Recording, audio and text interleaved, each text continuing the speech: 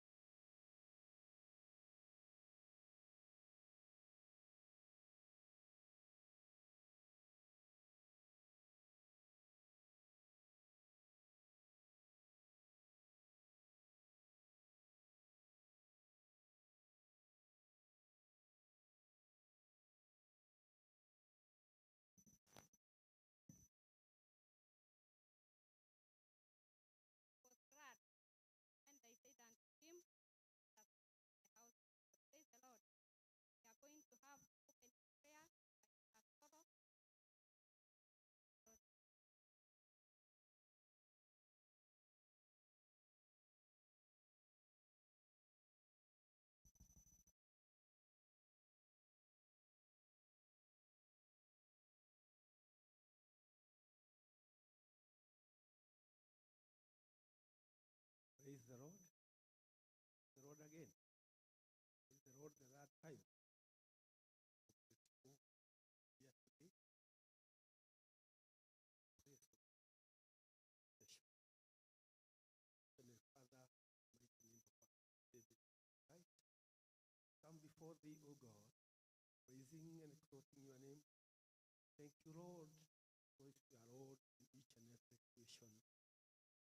All comes forth. We are grateful, God, that during this year, 2023, you have given us a chance to have another chance, Lord, so that we may have a revival. And we thank you, God, because you have brought our guest speaker, Reverend Dr.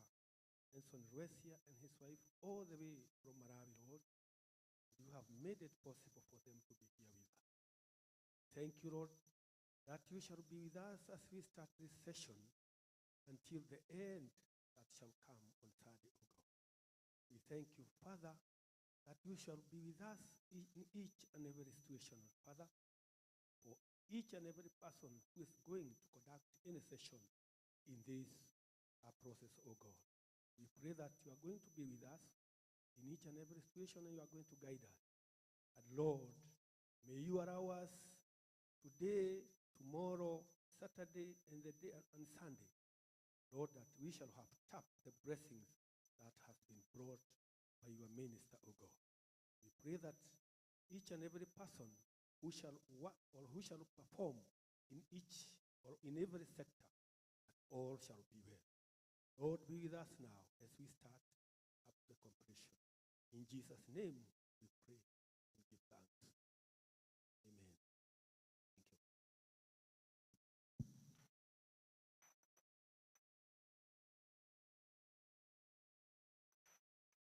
Hallelujah. I take this opportunity to welcome every brethren to the house of the Lord. Indeed, I know we are all expectant of the Lord, and it is my prayer that we shall have an encounter. Each and every person will have an encounter with the Lord. Praise the Lord. I want us to appreciate the clergy with a clap. Let us clap for the clergy. Let us also clap for our guest minister and his wife, all the way from Malawi. A better clap. Let us appreciate the Lord. It is indeed a great effort that he has made to leave all his the other family to come all the way. Praise the Lord. Let us clap the men of the body of Christ. All men, let us, ladies, the young men, appreciate our men. Let us also appreciate our women. Let us also appreciate the youth. Let us also appreciate the young boys and girls. Hallelujah. I can see them back there. Praise the Lord. I know we have the online audience. Let us clap for the online audience as we welcome them today in the presence of the Lord. Praise the Lord. Amos said that, can two go without an agreement? So it is my humble prayer that we may agree today. Time is of essence, and we want to give our guest minister ample time. Praise the Lord. So you will really bear with me if I don't give any one of you an opportunity. Praise the Lord. I am Tabitha Obed. I am born again. Christ is the Lord in my soul. And I am blessed to be with my family today. Because of time, I request them to stand up and wave to the congregation. And the Lord will bless them. My family, all my family, let us appreciate God for such a beautiful family. Amen. Amen. Praise the Lord. This time, because time is not on our side, we are going to go straight to the program. Our speaker is supposed to stand here on the pulpit at exactly 6 p.m. So you will bear with me. We will go straight to the offering. But before we do that, I request Baba Modoni, Mr. Isaac, to lead us with one song, Muhonokia Arogoshua. So that before we do that, I will also invite Mr. Dirango, after that song, our board secretary, to highlight on the theme. Praise the Lord. Amen. The Lord will bless us. And because we are in the presence of the Lord, I will request everybody to clap unto the Lord, as if unto the Lord, as we sing this song. May we stand on our feet, and the Lord will bless us.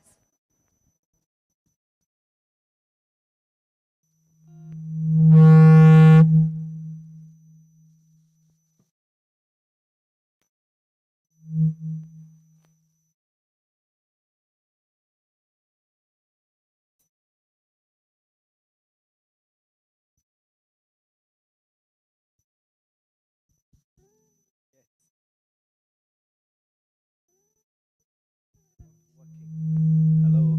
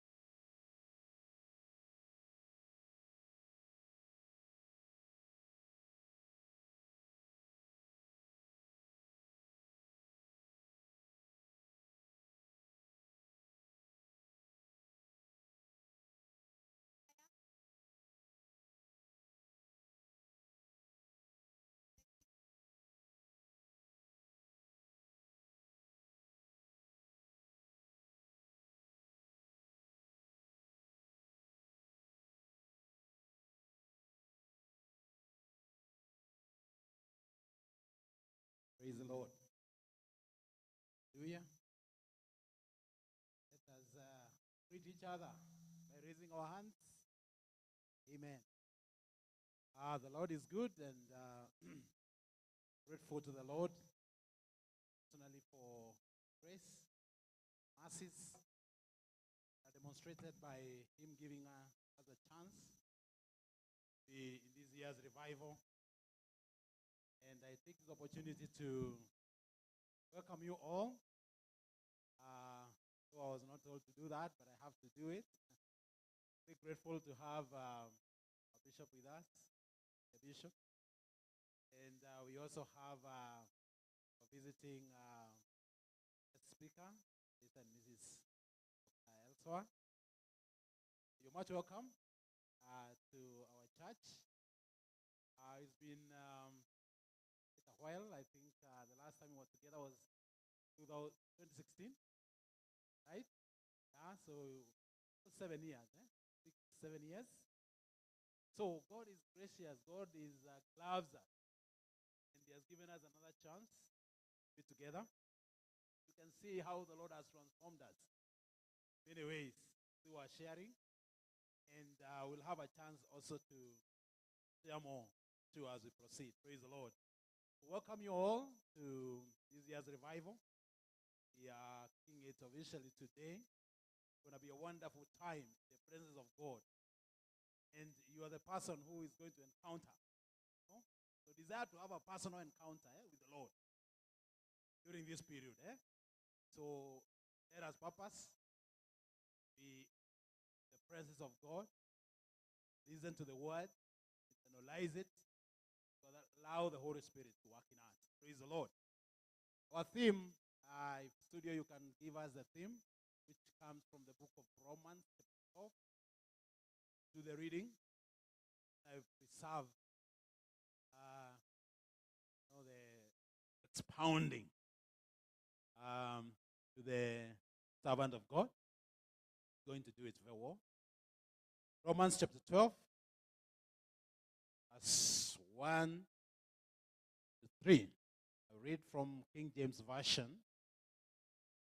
The Bible says, therefore, I beseech you, therefore, brethren, by the mercies of God, ye present your bodies a living sacrifice, wholly acceptable unto God, which is your reasonable service.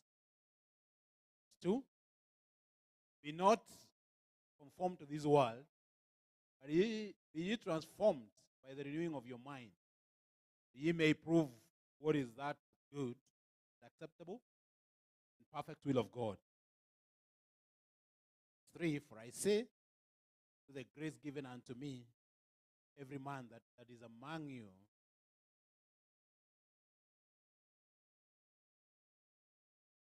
not to think of himself more highly than he ought to think, but to think soberly, according as God hath dealt to every man the measure of faith. Praise the Lord. That is the theme that we have. So we have prayed about the word of God, and the Lord is going to speak to us. He has prepared a table, so us is to sit, relax, the table of the Lord, to dine from there. Praise the Lord. So once again, welcome. Let us maximize time we'll have in the presence of God. Amen. Choir, welcome. As the choir presents, as we were instructed, we'll be giving our offerings. So we have this side, we have using this kikapu, side that basket. Also, we have pay bill. In the studio, you display the church pay bill, M-Pesa pay bill. Okay.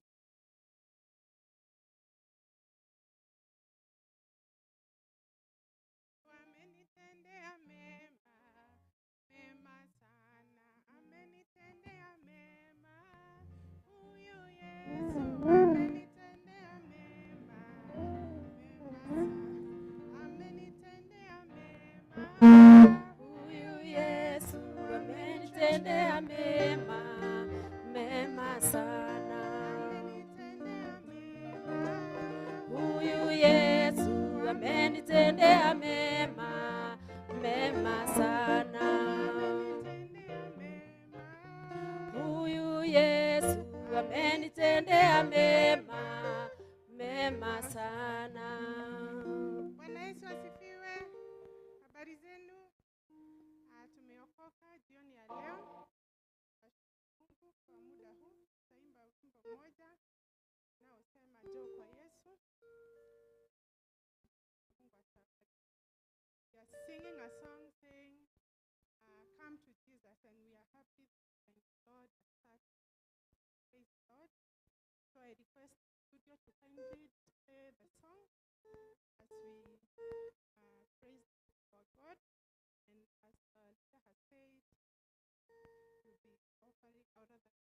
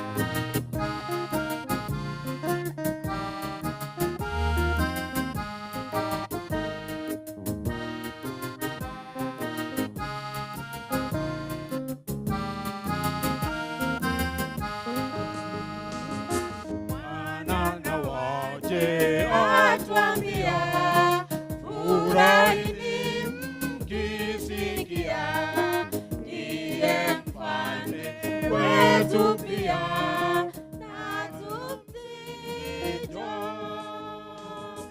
Na furaha tutaiona, mioyo ikitakata sana, kwake Mwokozi kuonana, na milele kukaa.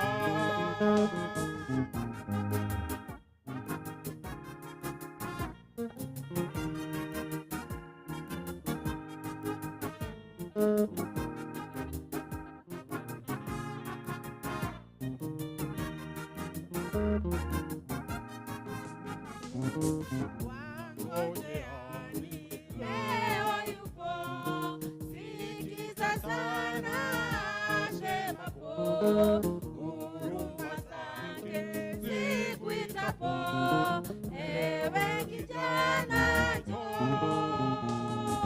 Na furaha tutaiona, mioyo ikitakata sana, kwake Mwokozi kuonana, na milele kukaa.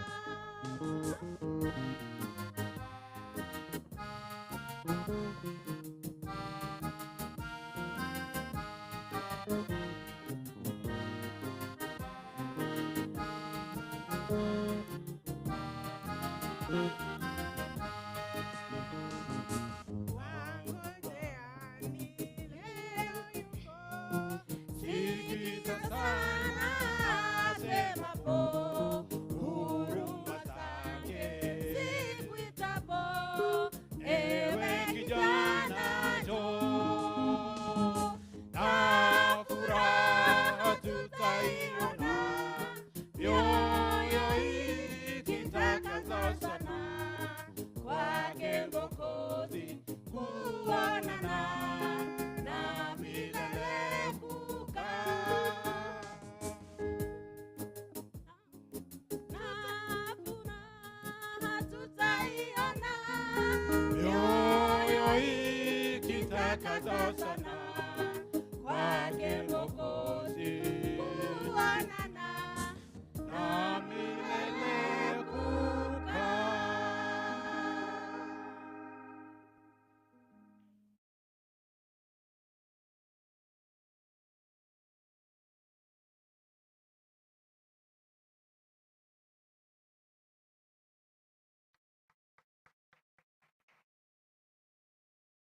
Take this opportunity to welcome Pastoral, pray for the offering, thereafter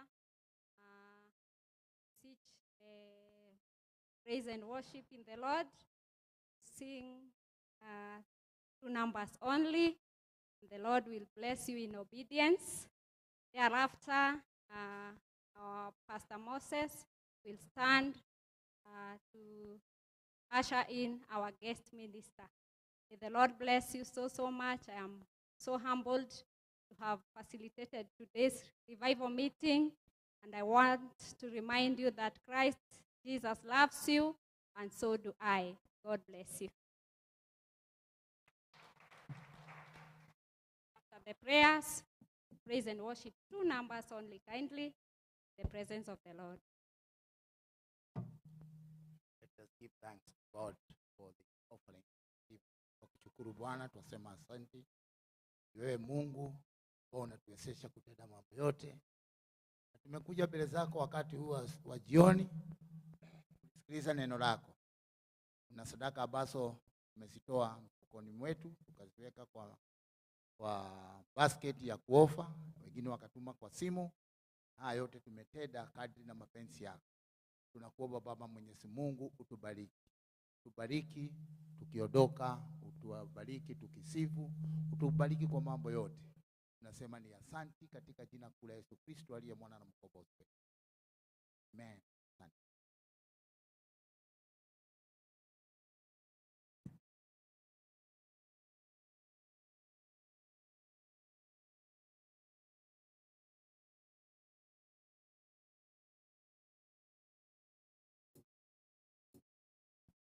1, 2.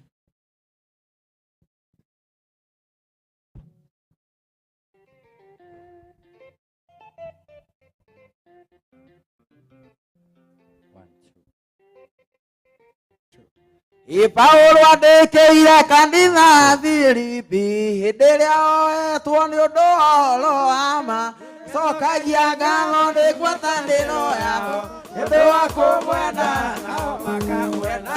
Paulo akĩmera nĩ njokagia ngatho na ngamũhoera ngwatanĩro gatũũre na wendo wĩingĩ wa kũgwatanĩra na nĩ ũhoro wa ma kũnja ũhoro wa ma na kũrũĩrĩra. Paulo andĩkĩire kanitha Filipi hĩndĩ ĩrĩa oetwo nĩ ũndũ wa ũhoro wa ma, nĩ njokagia ngatho nĩ ngwatanĩro yao nĩ ũndũ wa kũmwenda nao makamwenda. Paulo akĩmera nĩ njokagia ngatho na ngamũhoera ngwatanĩro gatũũre na wendo wĩingĩ wa kũgwatanĩra na nĩ ũhoro wa ma kũnja ũhoro wa ma na kũrũĩrĩra. Angĩkorwo gũkua gwakwa nĩ umithio na gũtũũra muoyo wakwa nĩ maciaro, ndirĩ ũndũ ingĩkiuga Mwathani aroro agũtũũra wega-inĩ wa Mwathani Jesũ. Paulo akĩmera nĩ njokagia ngatho na ngamũhoera ngwatanĩro gatũũre ona wendo wĩingĩ wa kũgwatanĩra na nĩ ũhoro wa ma kũnja ũhoro wa ma na kũrũĩrĩra. Hunjai ũhoro wa ma mũtarĩ na guoya kũrĩ ngwatanĩro na mũkenia gĩatuĩka iconerania kĩa Mwathani Jesũ ona mũrute mĩĩrĩ ĩtuĩke igongona. Paulo akĩmera nĩ njokagia ngatho na ngamũhoera ngwatanĩro gatũũre na wendo wĩingĩ wa kũgwatanĩra na nĩ ũhoro wa ma kũnja ũhoro wa ma na kũrũĩrĩra. Ũhonokio wanyu nĩ ũmenywo nĩ andũ othe ũtuĩke tata amũgwatie thĩĩo nĩmuonia rũciaro rũrũ rwathuurĩtwo rĩ mũtingĩcukĩka maũndũ-inĩ mothe. Paulo akĩmera nĩ njokagia ngatho na ngamũhoera ngwatanĩro gatũũre ona wendo wĩingĩ wa kũgwatanĩra ona nĩ ũhoro wa ma kũnja ũhoro wa ma na kũrũĩrĩra. Gũkũ ndũũraga njĩtagĩrĩra Mwathani ũrĩithi mwega njũtũũraga honokirie. Gũkũ ndũũraga njĩtagĩrĩra Mwathani ũrĩithi mwega njũtũũraga honokirie. Na rĩrĩa oka nĩngamũtũka rĩera-inĩ na rĩrĩa oka nĩngamũtũka rĩera-inĩ na rĩrĩa oka nĩngamũtũka rĩera-inĩ na rĩrĩa oka nĩngamũtũka rĩera-inĩ. Rĩu ndĩmuonaga na maitho ndĩmuonaga na mũthenya ũcio ngamuonana ndĩmũgeithie. Rĩu ndĩmuonaga na maitho ndĩkũraya na mũthenya ũcio ngamuonana ndĩmũgeithie. Na rĩrĩa oka nĩngamũtũka rĩera-inĩ na rĩrĩa oka nĩngamũtũka rĩera-inĩ na rĩrĩa oka nĩngamũtũka rĩera-inĩ na rĩrĩa oka nĩngamũtũka rĩera-inĩ. Ngatuĩkanĩria gatagatĩ-inĩ ka araika njĩra Mwathani Jesũ ũrĩa wahonokirie. Ngatuĩkanĩria gatagatĩ-inĩ ka araika njĩra Mũrĩithi Jesũ ũrĩa wahonokirie. Na rĩrĩa oka nĩngamũtũka rĩera-inĩ na rĩrĩa oka nĩngamũtũka rĩera-inĩ na rĩrĩa oka nĩngamũtũka rĩera-inĩ na rĩrĩa oka nĩngamũtũka rĩera-inĩ. Rĩu ndĩmuonaga na maitho ndĩkũraya na mũthenya ũcio ngamuonana ndĩmũgeithie. Rĩu ndĩmuonaga na maitho ndĩkũraya na mũthenya ũcio ngamuonana ndĩmũgeithie. Na rĩrĩa oka nĩngamũtũka rĩera-inĩ na rĩrĩa oka nĩngamũtũka rĩera-inĩ. Ũhonokania ũyũ nĩ ũyũ ndũgegetie ngoro cia arĩa matũũraga thĩ. Ũhonokania ũyũ mũnene ũyũ ndũgegetie ngoro cia arĩa matũũraga thĩ. Arainĩrwo Jesũ arainĩrwo Jesũ tũmũkumie tũmũgoce. Arainĩrwo Jesũ arainĩrwo Jesũ tũmũkumie tũmũgoce. Ririkana tene warutagwo ogona rĩa thino nĩguo mũndũ etĩkĩrĩte ririkana tene Warutagwo igongona rĩa njino nĩguo mũndũ etĩkĩrĩte alo-inĩ rwa Jesũ alo-inĩ rwa Jesũ tũmũkumie tũmũgoce alo-inĩ rwa Jesũ alo-inĩ rwa Jesũ tũmũkumie tũmũgoce tarora maũndũ marĩa ekĩte ũmũthĩ nĩekĩte maũndũ ma magegania tarora maũndũ marĩa ekĩte ũmũthĩ nĩekĩte maũndũ ma magegania alo-inĩ rwa Jesũ alo-inĩ rwa Jesũ tũmũkumie tũmũgoce alo-inĩ rwa Jesũ alo-inĩ rwa Jesũ tũmũkumie tũmũgoce.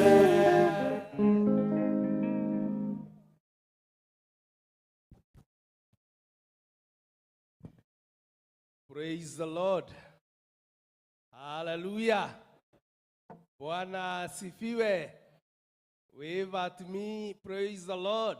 Hallelujah.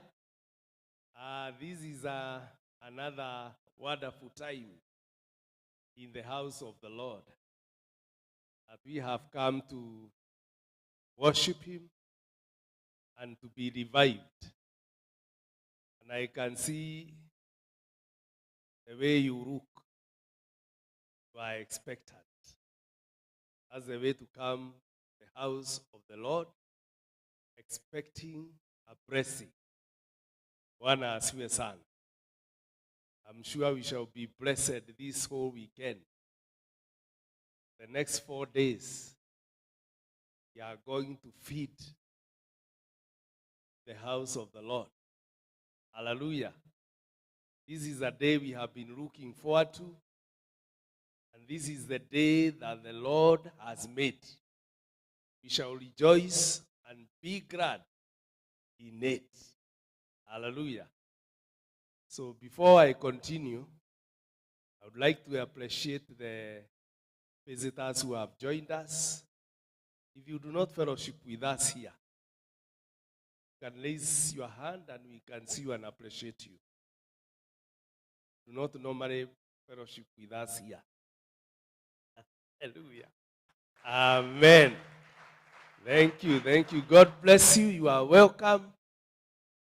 And we are glad to have you here. You are in the right place. You are in the house of the Lord. You are in your Father's house. Hallelujah. So I would like to, before I continue, to give our General Secretary, who is with us,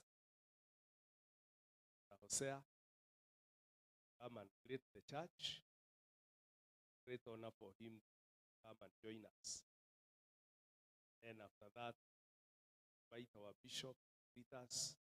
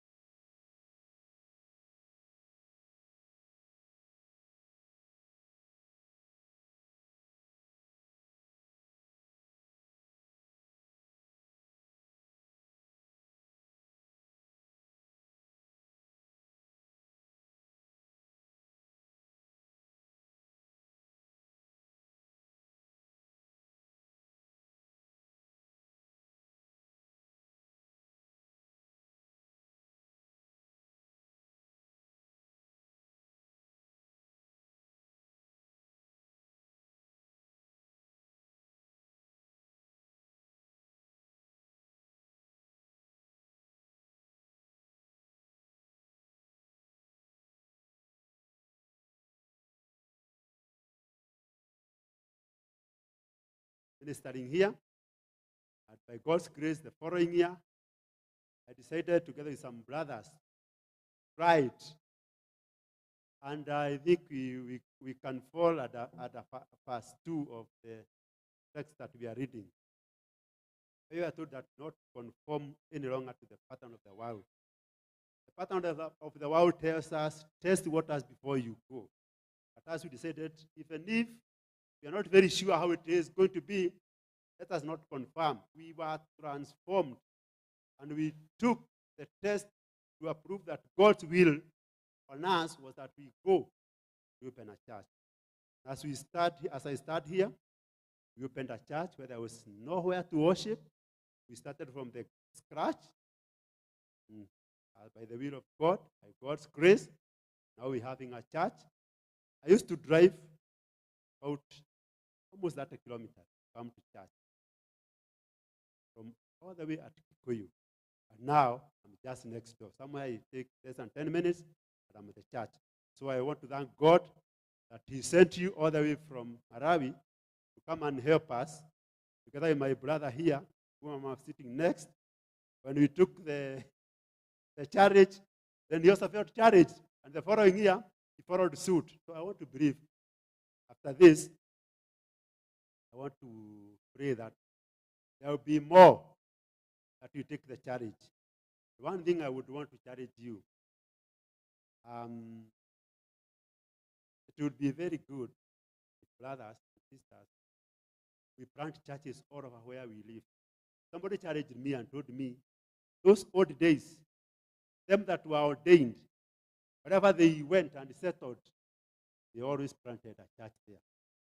So it's good we start asking ourselves, despite the ordination, the normal ordination of the normal one, but if there is that ordination from the Holy Spirit, then it is all the more good that we plant churches where we reside, so that our neighbors, somebody was challenging me that how many did we leave Huruma and how many are we fellowship at Kikuyu? Then he was asking me, all these others.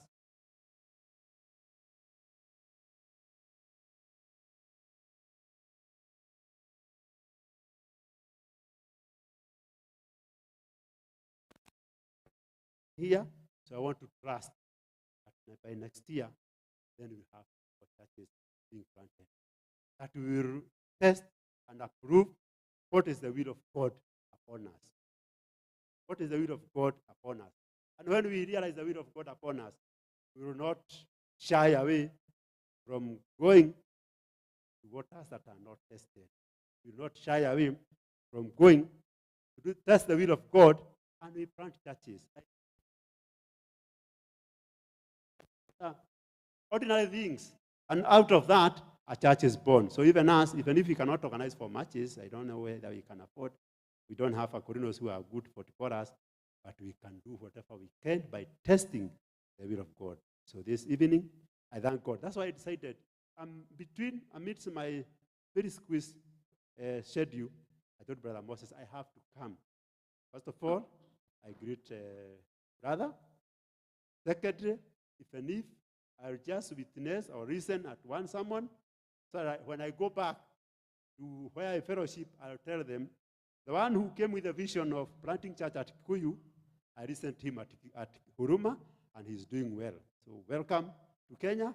I'm trusting we are going to hear more, and we're going to be blessed. Thank you very much. I don't want to take much of time. I know it's time for preacher. Thank you, Brother Moses. I don't have greetings because I just sneaked from work. Msiniulize salamu ya madam, nimwambia tu nimekimbia Huruma fellowship. Sasa ukinipatia salamu, hakuna mtu mwingine nimeambia. I just said to come and hear the word of God, and then immediately I leave, I go and deal with my other things. May God bless us as we continue to hear the word of God. Thank you. Thank you. Sir.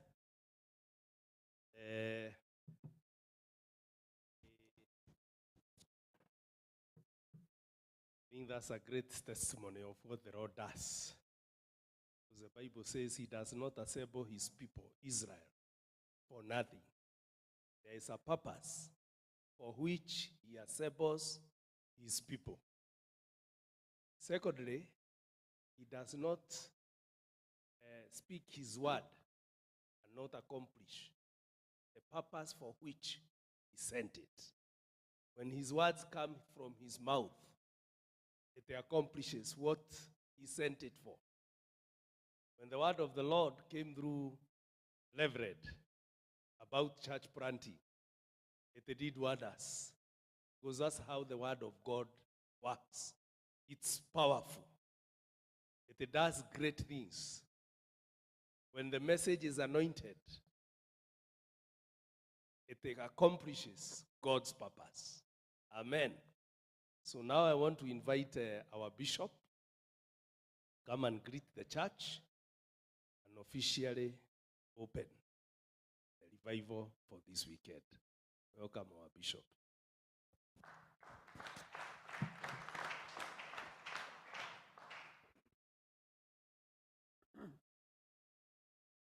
Wasalimia nyote katika jina la Yesu aliyetufia msalabani. Mmesalimika.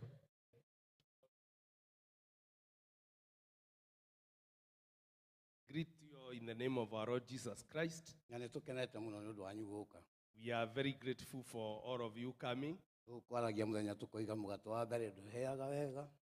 We were saying today that Ire Kahura Rugeo is the one for today. The first chapati may not look as good. But today it looks very tasteful. This evening, we are very grateful to welcome our guests from very far. And God made us to know each other. And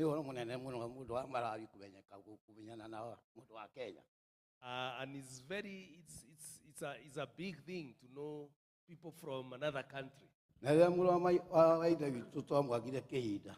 And when we did not see our brother for some time, he came and told us he has new friends that he fellowships with. And we can attest to it because this is the second time for Reverend Dr. Enson to come here. The first time he came around, and it is a testimony that he enjoyed his stay here with us. And that is why he has said he will not come alone. He has come with his wife. So by the time we shall be with him,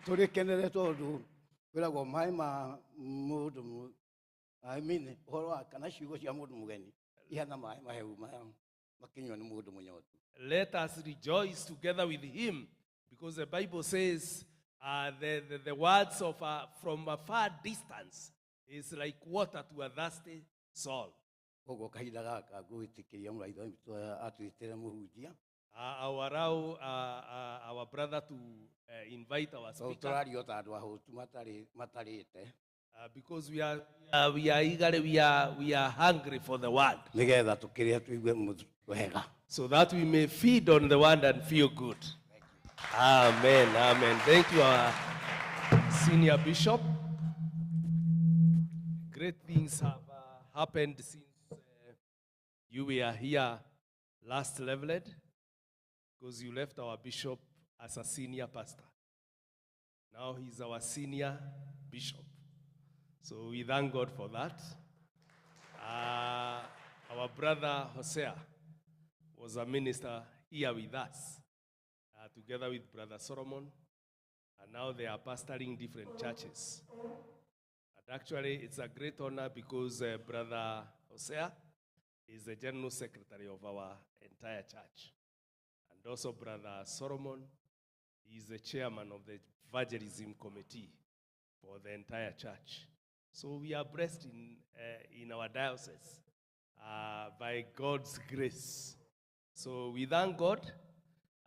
Before I invite Reverend, I would like my wife to come and greet the church for 1 minute.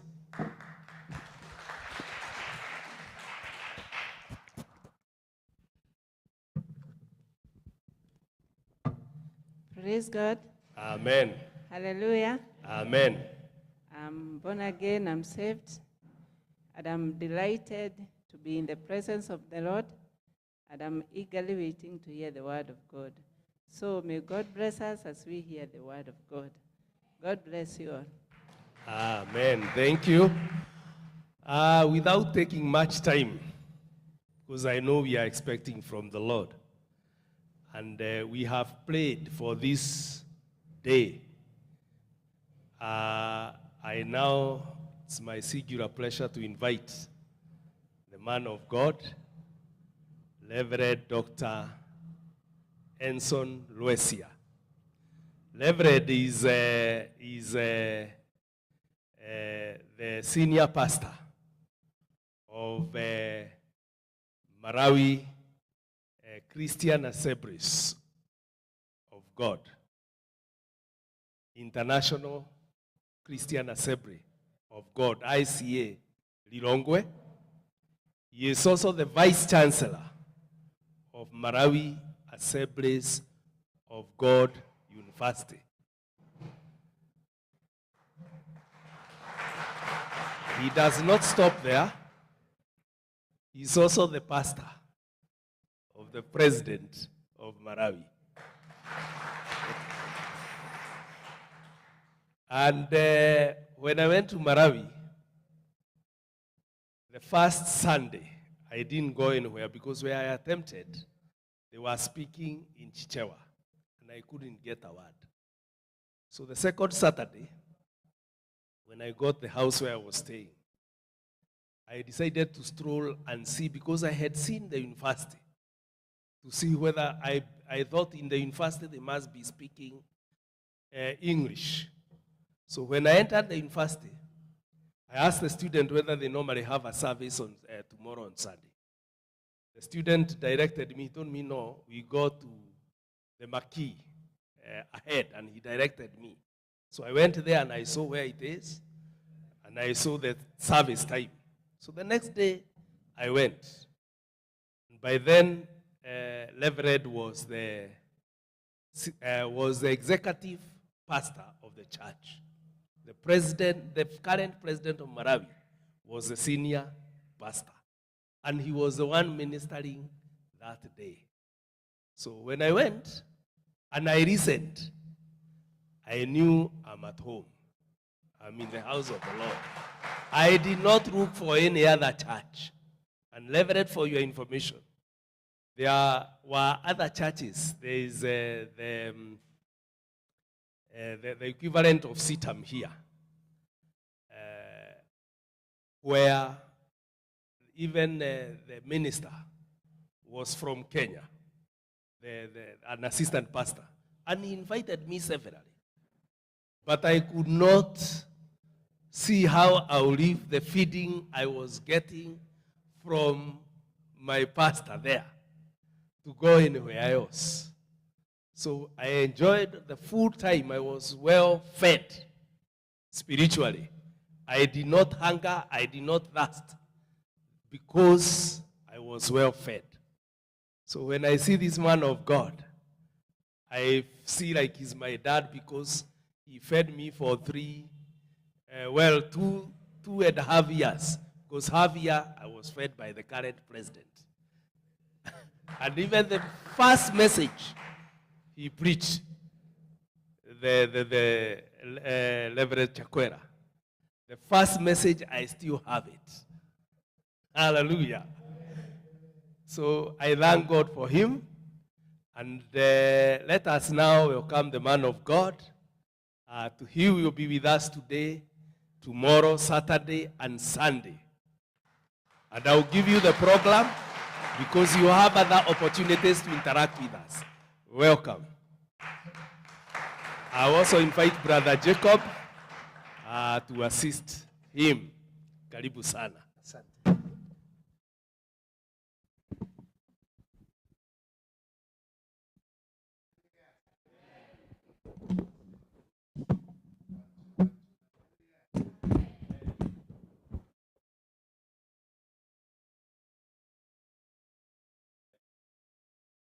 Thank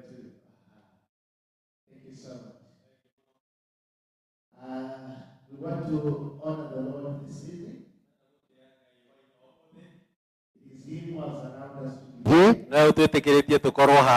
It is Him who gives us breath. It is Him who gives us strength. And we want to appreciate Him. Glory and honor be to God Himself. Amen. Amen. Amen. It's a joy to be here. We want to give honor to the senior bishop. We want to give honor to the pastors around. Thank you so much for welcoming us. It is a joy to be here. I was wondering, did I make a mistake when I was not invited again? What did I do?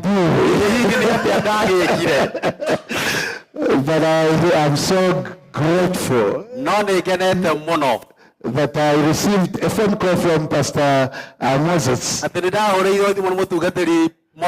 I was actually on the southern part of Malawi ministering on the road. That's when I received the phone call.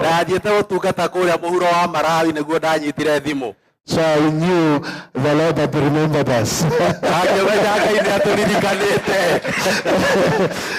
As already announced, I've come with my wife. Her name is Christine. This September will be married for 30 years. We have got 3 children. She's a great mom. She's been a great supporter. We have a daughter and 2 sons. The first 2 children are out of home. They are not yet married, but they are living by themselves. The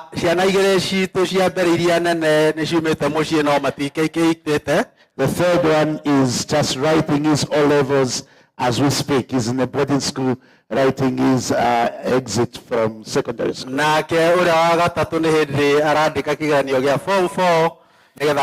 High school. We are so delighted to be here. Maybe another time my wife will be able to greet other sections of the church. I want to read God's word. We want to rejoice with the people that are receiving live streaming on Facebook and YouTube. I truly believe that you are going to be blessed too. Hallelujah. Amen. Today, by the grace of God, I want to teach instead of preaching. So what I bring today is more instructional than inspirational. I'll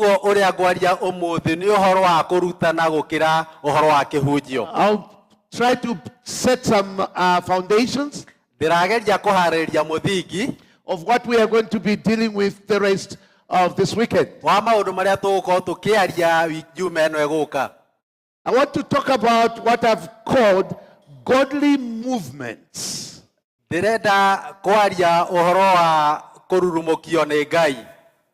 Also known as a revival.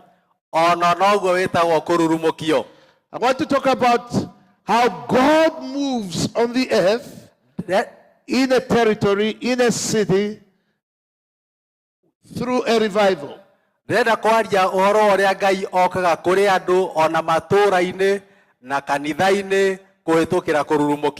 My second title to my message is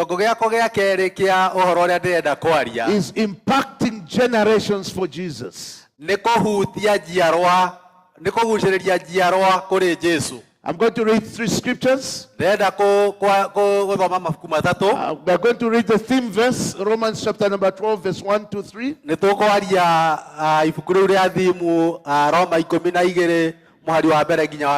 Tonight, I'm not going to dwell on that text as much. I'm going to use it the rest of the weekend. We'll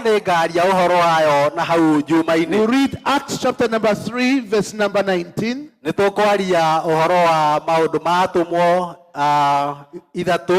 then 2 Chronicles chapter number 7, verse 17. Na maundu ma matuko ma tene mugwanja mwari wa 17. So let's read Romans chapter number 12, verse 1 to 3. Rekei tuthome ibuku ria Roma 12. Chapter number 12, verse 1 to 3. It says, I beseech you therefore, brethren, by the mercies of God, that you present your bodies a living sacrifice, holy, acceptable unto God, which is your reasonable service. Tondu wa maundu macio ario a ithe witũ rĩ, ndamũthaitha nĩ ũndũ wa ũrĩa Ngai anamũiguĩra tha, atĩ mwĩrute mĩĩrĩ yanyu ĩtuĩke ihaki rĩa kũmũhakĩra igongona narĩo rĩrĩ muoyo na rĩrĩ itheru, o rĩrĩa rĩngĩtĩkĩrĩka nĩ Ngai, arĩ guo ũtungati wa ũhĩgu ũrĩa ũmwagĩrĩire. Verse number 2. Mũhari wa kerĩ. It says, do not be conformed to this age or to the pattern of this world, but be transformed by the renewing of your mind, so that you may discern what is good and acceptable and perfect will of God. Na mũtikahananie ũhoro wanyu na wa andũ a gũkũ thĩ, no rĩrĩ mũgarũrũke ũndũ ũngĩ nĩ ũndũ wa ngoro cianyu gũthondekwo meciria macio makerũhio, nĩguo mũhotage kwĩmenyera kũna maũndũ marĩa Ngai endaga mekwo, namo no marĩa mega, marĩa mangĩtĩkĩrĩka, o marĩa makinyanĩru kũna. For by the grace given to me, I say to everyone among you, not to think of himself more highly than he ought to think, but to think with sober judgment, each according to the measure of faith that God has assigned. Tondũ wa wega ũrĩa ndakinyĩirwo nĩ Ngai rĩ, ngwĩra mũndũ o wothe wa gĩkundi kĩanyu atĩrĩ, atĩ nĩ atigage gwĩtua mũnene gũkĩra ũrĩa agĩrĩirwo nĩ gwĩtua, no rĩrĩ agĩage na meciria matarĩ ma mwĩtĩo, kũringana na ũrĩa Ngai ahete mũndũ o mũndũ rita rĩake kĩũmbe rĩa wĩtĩkio. Acts chapter number 3, verse number 19. Atũmwo 3 mũhari wa 19. Verse number 19. This is Peter speaking, and he says, repent therefore and turn back, that your sins may be blotted out, that times of refreshing may come from the presence of the Lord, and that he may send the Christ appointed for you, Jesus, whom heaven must receive until the time of restoring all things about which God spoke by the mouth of his holy prophets long ago. Up to verse 21. Nĩ Petro ũrandĩka na aroiga atĩrĩrĩ, nĩ ũndũ ũcio rĩ, wĩrirei na mũgarũrũke, nĩgetha mehia manyu marihũrwo, na hacoke hagĩe na mahinda ma kũrurumũkio moimĩte kwĩ Mwathani, na ningĩ nĩgetha arekie Kristo ũrĩa ũtuĩtwo wanyu nĩwe Jesũ. Nake no kinya aiyũkio aikare igũrũ mũira wa mahinda magakinya, marĩa indo ciothe ikerũhio, o marĩa Ngai aririe ũhoro wamo na tũnua twa anabii ake atheru, arĩa managĩa kuo kuma o kĩambĩrĩria-inĩ. 2 Chronicles chapter number 7, verse 14 is my focal point text this evening. Maũndũ ma matukũ ma tene wa kerĩ 7. 2 Chronicles chapter number 7, verse 14. It says, if my people who are called by my name humble themselves and pray, and seek my face and turn from their wicked ways, then I will hear from heaven, that is God, and will forgive their sins and heal their land. Andũ acio akwa o acio metanagio na rĩĩtwa rĩakwa, mangĩkenyihia mahoe, ona marongoria ũthiũ wakwa, na magarũrũke matigane na mĩthiĩre yao ya waganu, hĩndĩ ĩyo nĩngaigua ndĩ o kũu igũrũ, na nĩngahonia mehia mao, o naguo bũrũri wao ndĩũhonie. Godly movements. Mĩthiĩre ya ũngai. Movements in the society that are inspired by God. Mĩthiĩre thĩinĩ wa ũndũire ĩrĩa ĩtongoragio nĩ Ngai. Changes that are inspired by God. Mogarũrũku marĩa mathondekagwo nĩ Ngai. Transformation in persons, in structures, in the society inspired by God. Gũcenjio kũrĩa gũkaga kũrĩ mũndũ ona kũrĩ mũingĩ kumĩte kũrĩ Ngai. So we want to talk about godly movements. Tũrenda kwaria ũhoro wa mĩthiĩre ya Ngai. That begins with me. Ĩrĩa yanjagia na niĩ. That impacts the society. Ĩrĩa ĩhutagia and brings transformation in the society. Na ĩrĩa ĩrehaga ũgarũrũku kũrĩ andũ. Those godly movements, we also call them revivals. Mĩthiĩre ĩyo ya ũngai nĩ ĩrĩa tũreta kũrurumũkio. Revivals. Kũrurumũkio. Awakening. Kwarahũrwo. I have three definitions I want to work through tonight. Kwĩ maũndũ matatũ ndĩrenda gũtarĩria hwaĩ-inĩ wa ũmũthĩ. What are godly movements? Mĩthiĩre ĩno ya ũngai nĩ ta kĩĩ? What are the movements of God in a society that changes the lives of people? Mĩthiĩre ĩno ya ũngai nĩ ĩrĩkũ ĩcenjagia andũ? I would want to submit to you, church. Nĩ ngwenda kũmwĩra kanitha. This church. Kanitha ũyũ. Holy Spirit Christian Church. Kanitha ũyũ as a godly movement. Wokire na ũndũ wa njĩra ya Ngai. The stories I've heard. Maũndũ marĩa njiguĩte. The little I've read about your network, your church. Harĩa hanini njiguĩte na ngathoma ũhoro wa kanitha wanyu. The church began in fire.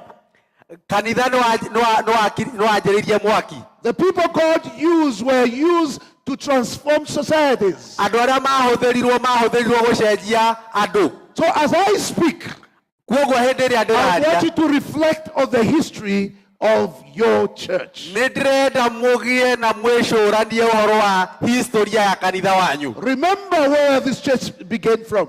Mwĩciriei na mũririkane harĩa kanitha ũyũ waumire. Use, men and women of God to inspire changes in society. Ũrĩa Ngai atũmĩrire athuri na atumia kũrehe ũgarũrũku kũrĩ mũingĩ. Changes in the homes. Ũgarũrũku thĩinĩ wa mĩciĩ. Such that now from generation to generation, atĩ kuma njiarwa na njiarwa, you are there now. Wĩho ũmũthĩ. It began as a godly movement. Wanjĩrĩirie na ũndũ wa njĩra ya Ngai. It was inspired by God's power. Wanjĩrĩirio nĩ hinya wa Ngai. A revival sparked na kũrurumũkio gũkĩanjio and transformed lives of people. Kũrĩa kwarehire ũgarũrũku mĩtũrĩre-inĩ ya andũ. And they went with the fire of God wherever they were sent.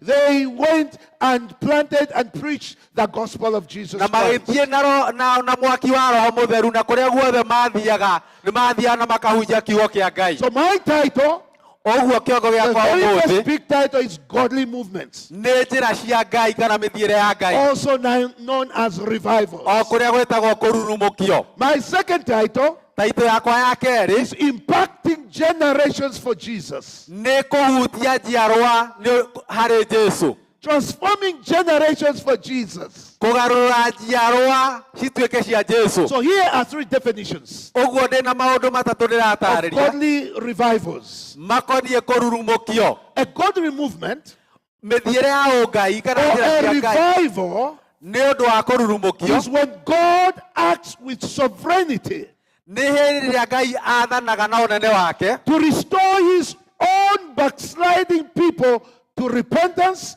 to faith and obedience. nĩgetha acokererie andũ ake arĩa mahwererekeire macoke kũrĩ wathĩki na wĩtĩkio na kwĩnyihia. What is a revival?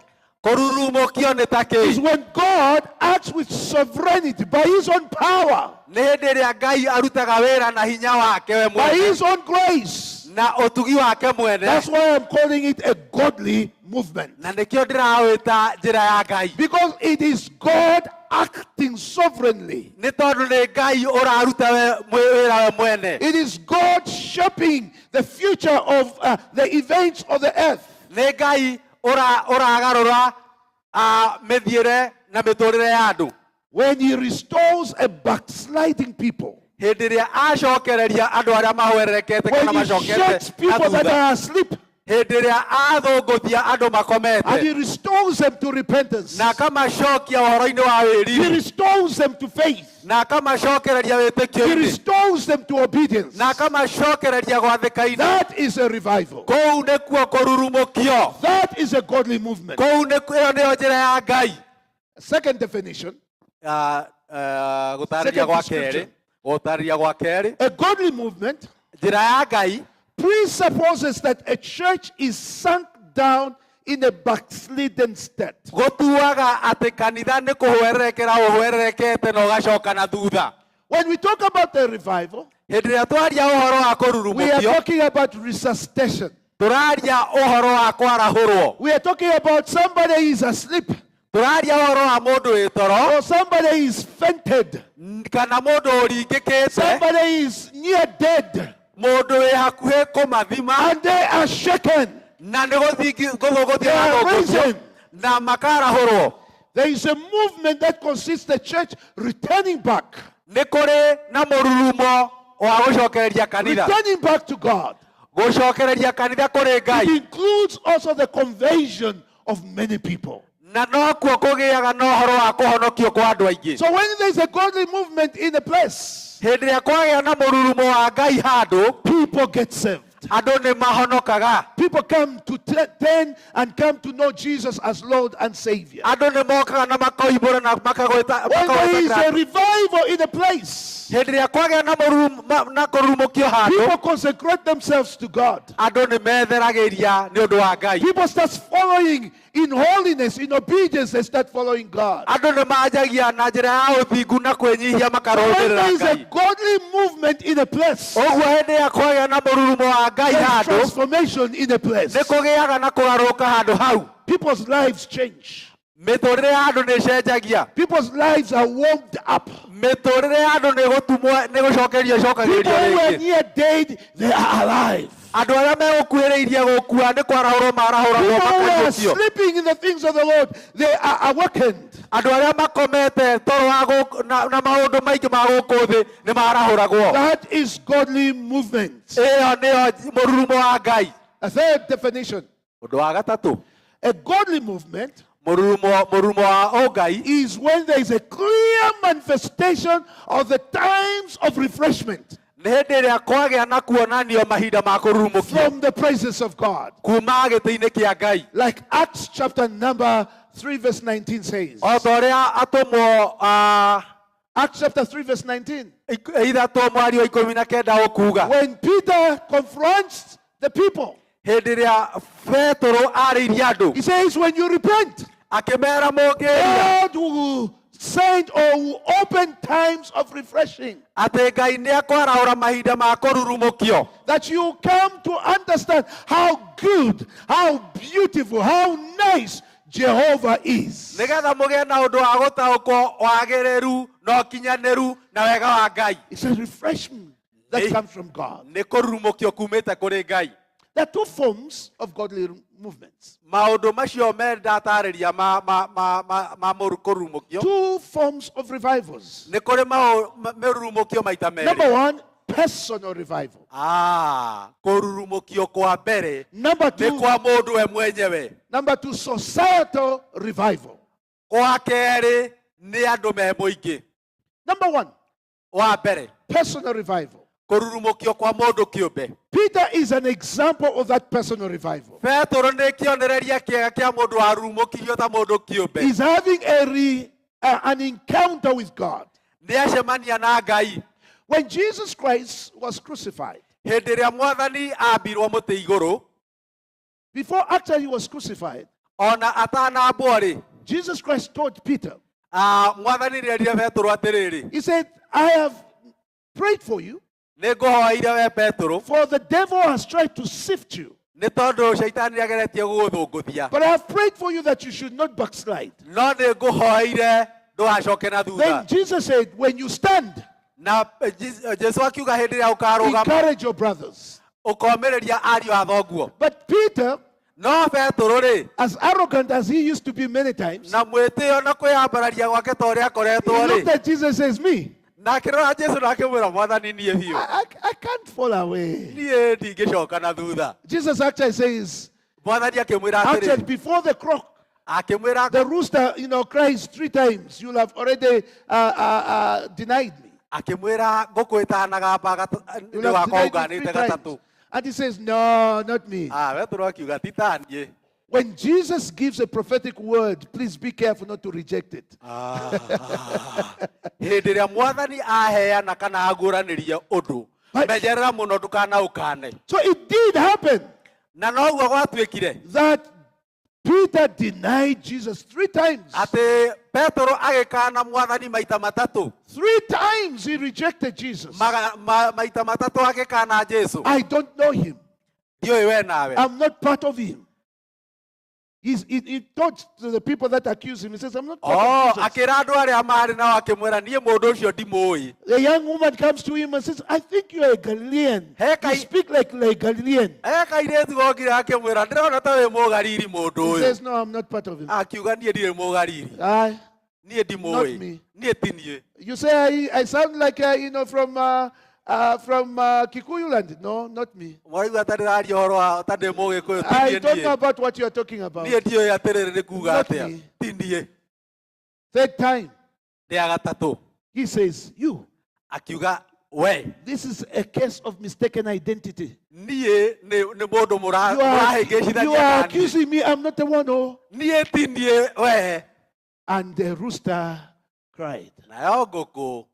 Then he remembered what Jesus Christ had done. But somehow, this broke the heart of Peter. He cried. He left that place. He went hid himself. For 3 days, he was a broken man. His heart was dark. His heart was broken. Actually, at one time, he comes and tells his friends, says, I'm going fishing. I'm going back to my first love. I'm going back.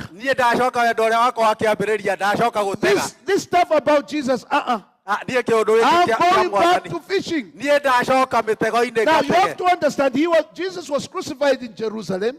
So when he's talking about I'm going back to fishing, he's going back to Galilee. He's going to walk a far distance. So in his mind, he had crossed over. I'm not going to go back to this Jesus stuff. No, I'm through with it. But on the 3rd day, when there was information that Jesus Christ had risen from the dead, an angel was given a word by the Lord himself to give hope to the church and to Peter. I want to read this text with you. It's found in Mark chapter 16. 16 verse 5. He says, these are women, they have run and they have gone to the tomb where Jesus Christ was buried. And entering the tomb, they saw a young man sitting on the right side, dressed in a white robe, and they were alarmed. Mwanake aikarĩire thĩ mwena wa ũrĩo ehumbĩte nguo njerũ magĩkĩgega. And he said to them, do not be alarmed. You seek Jesus of Nazareth, who was crucified. He is risen. He's not here. See the place where they laid him. Nake akĩmera atĩrĩ, tigai kũgega, ti Jesu mũracaria ũrĩa wa Nazarethi ũrĩa ũrambirwo mũtĩ igũrũ. Nĩariũkĩte ndarĩ haha, onei handũ harĩa maramũigĩte. I want you to notice verse number 7. It's particularly important. ndĩrenda onothi mũhari wa mũgwanja nĩ wa He bata says, mũno. but go tell his disciples and Peter. No gĩthiĩ mũkere arutwo ake ona Petero atĩrĩ, That he is going before you to Galilee. nĩegũthiĩte mbere yanyu Galili. Already Peter has told his friends, I'm going back fishing. Thikĩrĩriai, Petero nĩoigĩire andũ ũhoro akamera niĩ ndacoka He is gũtega. disappointed.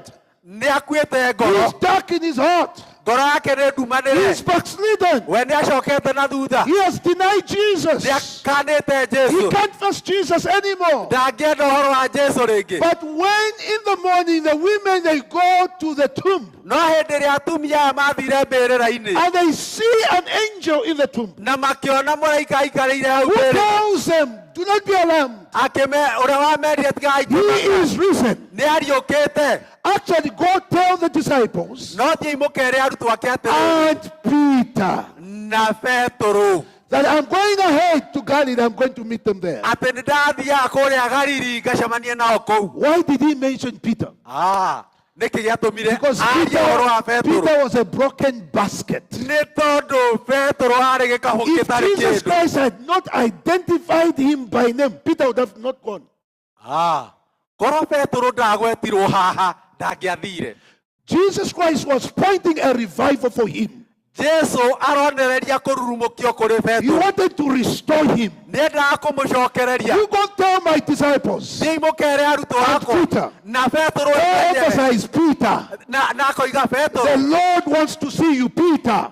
Mwathani, Petero we nĩarenda gũkuona. That's where personal revival comes in. Na hau nĩkuo kũrurumũkio kwa mũndũ God singles gũkagĩra. us out. Ngai nĩorotaga mũndũ ũmwe. God visits us. Ngai He nĩatũceragĩra. meets Martha. Nĩacereire Maritha. He meets, Josiah Nĩacemanagia na as Josiah an individual. ta mũndũ He kĩũmbe. says, I want to restore you. Akoiga ndĩrenda gũcokereria we. You are backslidden, but I want to restore you. Nĩũcokete na thutha no ndĩrenda A gũcokereria. personal revival is personal. Kũrurumũkio kwa mũndũ kĩũmbe nĩ kwa mũndũ kĩũmbe. God wants to restore us individually. Ngai nĩarenda gũtũcokereria ta andũ kĩũmbe o mũndũ rita Even if we rĩake. have moved away from His presence, Andũ nĩmaumĩte kũrĩ He still seeks us out. ona hĩndĩ ĩyo no aratũcaria. He knows us by name, Nĩatũĩ na marĩtwa maitũ. so He seeks us out by name. Ũguo aratwetha na marĩtwa He says, maitũ. go tell Mark, Arera thiĩ wĩra Mariko. go tell, Isaiah, Thiĩ wĩra Isaia. I want to see him in Galilee. Ndĩrenda tũcemanie I Galili. want to restore him. Ndĩrenda I kũmũcokereria. want to restore her. Ndĩrenda gũcokereria mwana God witũ. is so interested in each and every one of us. Na Ngai nginya ũmũthĩ nĩaroraga na nĩendaga o mũndũ He witũ. singled out Peter. Nĩorotire Petero e wiki. So personal revival is a restoration of, my personal life. Kũrurumũkio kwa mũndũ kĩũmbe gũkaga he mũndũ kĩũmbe na mũtũrĩre wake. It's a restoration of my connection to Him. Nĩ kũrurumũkio kwakwa niĩ na Ngai wakwa. Sometimes life happens. Hĩndĩ ĩngĩ maũndũ mũtũrĩre-inĩ nĩmekĩkaga. You struggle. Ũgathĩnĩka. You are no longer on fire for God. Ndũrĩ na mwaki ũcio wa Roho Mũtheru. You start compromising your life. Ũkanjia gũthanganĩria na You ũkanjia start doing things kũrĩanĩria. you're not supposed to do as a believer. Ũgekaga maũndũ ũtabatiĩ gwĩka ta mũkristiano. From time to time, you double up with the world. Kuma hĩndĩ na hĩndĩ ũgacia gũcoka na thutha na ũgacoka thĩ. But God seeks a personal revival. No Ngai nĩarenda kũrurumũkio He gwaku we wants to mwene. call you to Himself. Nĩarenda gũgwĩta we ũmũcokerere. So before we talk about societal revival, Mbere tũtanaria ũhoro wa kũrurumũkio kwa andũ erĩ. God singles us out. Ngai nĩorotaga mũndũ kĩũmbe. He calls us by name. Atwĩtaga na marĩtwa maitũ. He wants us to come back to Him Nĩarenda tũmũcokerere. because He wants us to be restored. Nĩ tondũ nĩarenda tũcokererio. He says, go tell my disciples Augire thiĩ wĩre arutwo akwa. and Peter. Ona Petero. You can put your name there. Ona no wĩkĩre rĩtwa rĩaku hau. You can put your name there. Ona no wĩkĩre rĩtwa rĩaku hau. Instead of Peter, you can put your name there. Oko tiga rĩtwa rĩa Petero My wĩkĩre name rĩaku. is Enson. Rĩtwa rĩakwa nĩ Jacobu. My wife's name is Christine. Nake etagwo So Christine. God supplants Peter with my name Ngai agacenjia rĩtwa rĩu rĩa Petero na rĩakwa. because He wants me to experience a revival. Nĩ tondũ Ngai nĩarenda ona niĩ ngĩe na kũrurumũkio. Personal revival resuscitates my destiny. Kururumukio kwa mundu nikuo kuconnectaga destiny ya mundu. Personal revival resuscitates my vision for God. Kururumukio kwa mundu nikuo kwarahuraga muonere wake wa Ngai. Personal revival makes me to be awake to the things of God. Kururumukio kwa ndie mwene nikuo kunjarahuraga nyone maundu ma Ngai. Personal revival makes me like Isaiah. Kururumukio kwa nikuo kunduaga nyone maundu ta In Isaiah chapter number 6, Isaia 6, where the Bible says, in the year that King Uzziah died, I saw the Lord haria hoigaga ati mwaka uria Uzia akuire high and lifted up. I saw him high and lifted up. ngiona iguru atugerete. And I saw seraphims worshiping him. Ngiona maserufi makimukongoia. These are beings I cannot describe, they were worshiping him. Maundu ma itangihota gutariria ni ugoca ciagocaga. While I was in his presence, hindi ria ndari I realized I was a wicked man. ngimenya ati ndari mundu utari muthingu. I was a man who lived among his people of unclean lips. ndaikarite gatagati-ini ka andu meiromo ciina maundu I cried out and I said, "Oh, unto me I am undone."